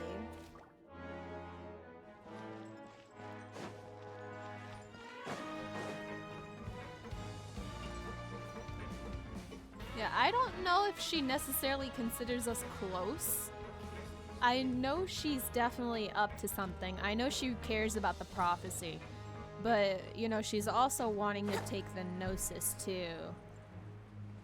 For the Syriza.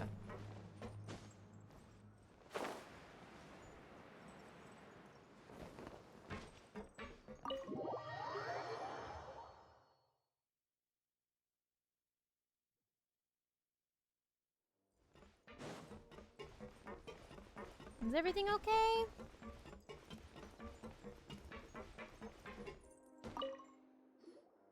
Courier, Miss Sijween told me you still haven't eaten. Yeah, I was working on something, so I forgot. That's no excuse for... Huh?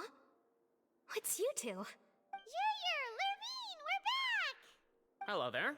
It's been quite the mess here recently. How have you been? We're fine. And you? Are you still taking the secret passageway from the infirmary to work on the ship? Yep. That is still top secret, though. So don't say a word to anyone. Of course.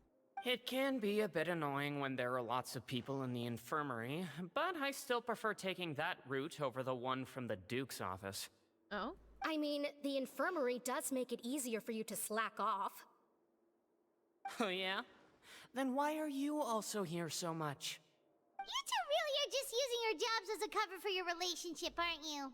Not at all! I think they are. Risley.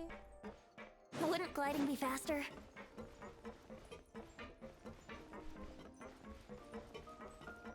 Is Clorin still here?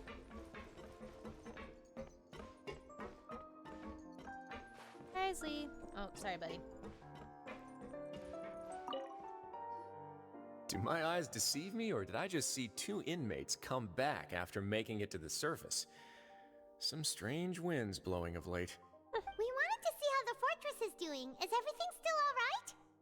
We're fine, for the most part. Neuvillette came down and took care of the worst of it. Yep, I heard and I saw. If that's the case, why don't you just ask him to stay here? Oh, yeah, what a brilliant plan. Let's go convince the Eudex himself to exchange the courts of Fontaine for a puddle of water in the middle of nowhere. I think he's being He came here in sarcastic. a hurry and left without even stopping for a cup of tea. He did remember to take Miss Sigewin's gift with him, though. He sure sounds super busy. Miss Cloran has left as well. Oh. She also took her gift from Miss Sigewin. Oh. Were the gifts milkshakes? Nervalette got the milkshake. Cloran received lipstick instead. Nervalette got the milkshake. Those aren't even remotely alike. Well, it's Nervalette's own fault for making Sigewin worried about his health by working so much. But besides that, our head nurse is still pretty fond of picking out beauty products for the ladies. Oh, and I have some gifts here for you as well. Oh, didn't have to do these that. from Sigewin too? Nope, they're from yours truly. Oh, from... Oh. You've already wrapped up your work at the fortress, so you can return to the surface at any time. You haven't yet served your full prison term, however, so you may continue to use your cell until your term is up.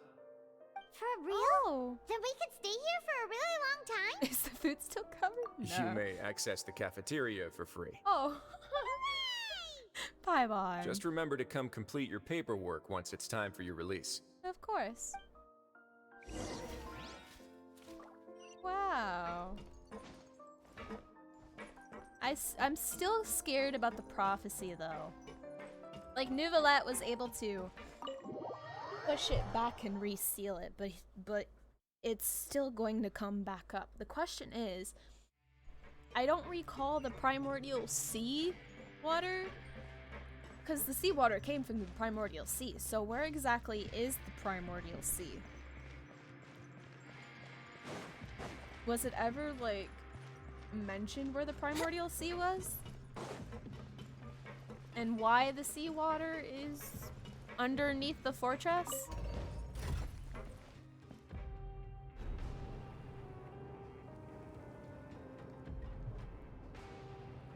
I don't know, but I have to go to the bathroom really quickly. Do I have to go to use the bathroom?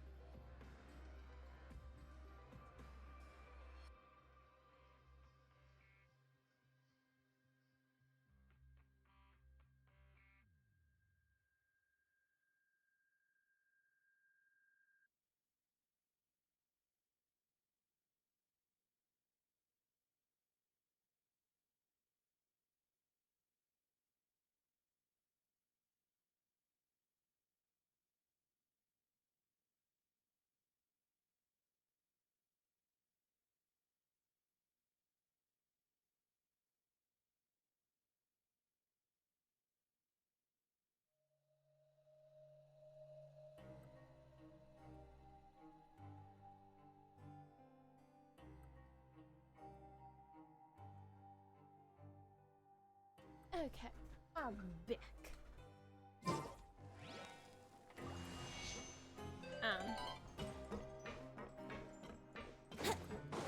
Hey, Shadow.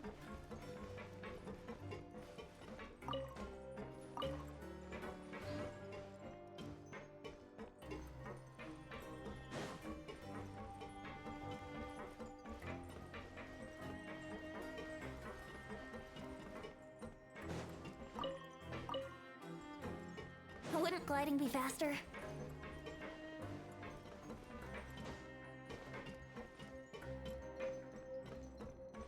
I wonder where Child is. I'm very concerned where he is.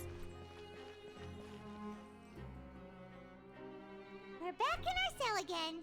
We're no longer prisoners, though, so it really doesn't feel the same. Feels like a huge weight. Sure feels that way. But the truth is, we never did anything bad to begin with, That's so true. I'm not sure why we put so much pressure on ourselves. Probably to fit in, I guess. Paimon, is there something you'd like to say? Huh? How did you know? Because you usually just immediately fall asleep. Hey, that's not true! All right. Okay, Paimon just wanted to say that we really are an amazing duo after all. We are! We really are! It's like, we've now gone to so many places together and become friends with so many people. We've never stopped traveling or stopped meeting new friends.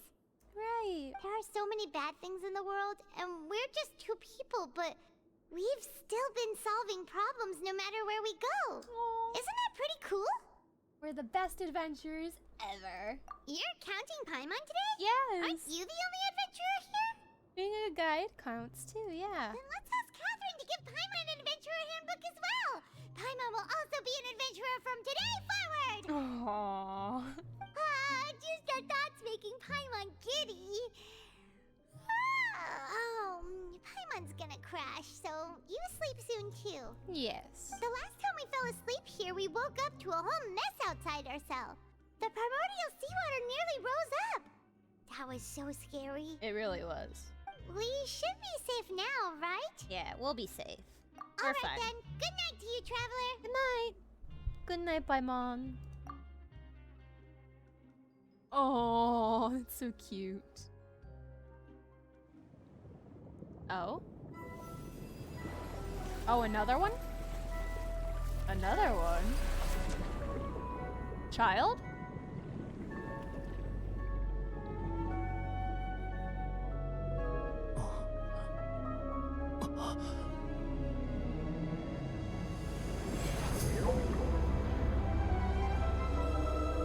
Oh my god. That's a whale. Where is he? Wha- You can't just leave it off that. Just left it on a cliffhanger? They just left it on a cliffhanger? What?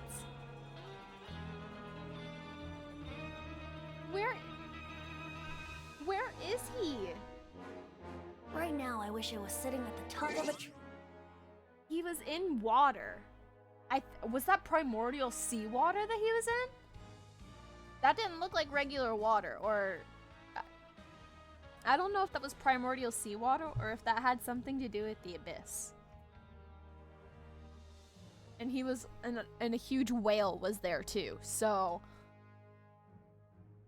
I wonder if it has to do. Where is he?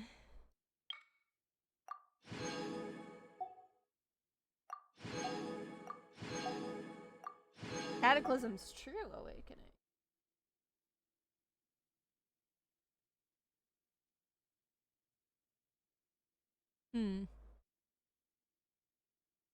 Learn of Nouvelette's true identity. So he is the Hydro Dragon Sovereign. Wow. Cataclysm's awakening. So yeah. Yeah. God, I can't believe they left it on another cliffhanger. They left it on another cliffhanger. I'm so mad.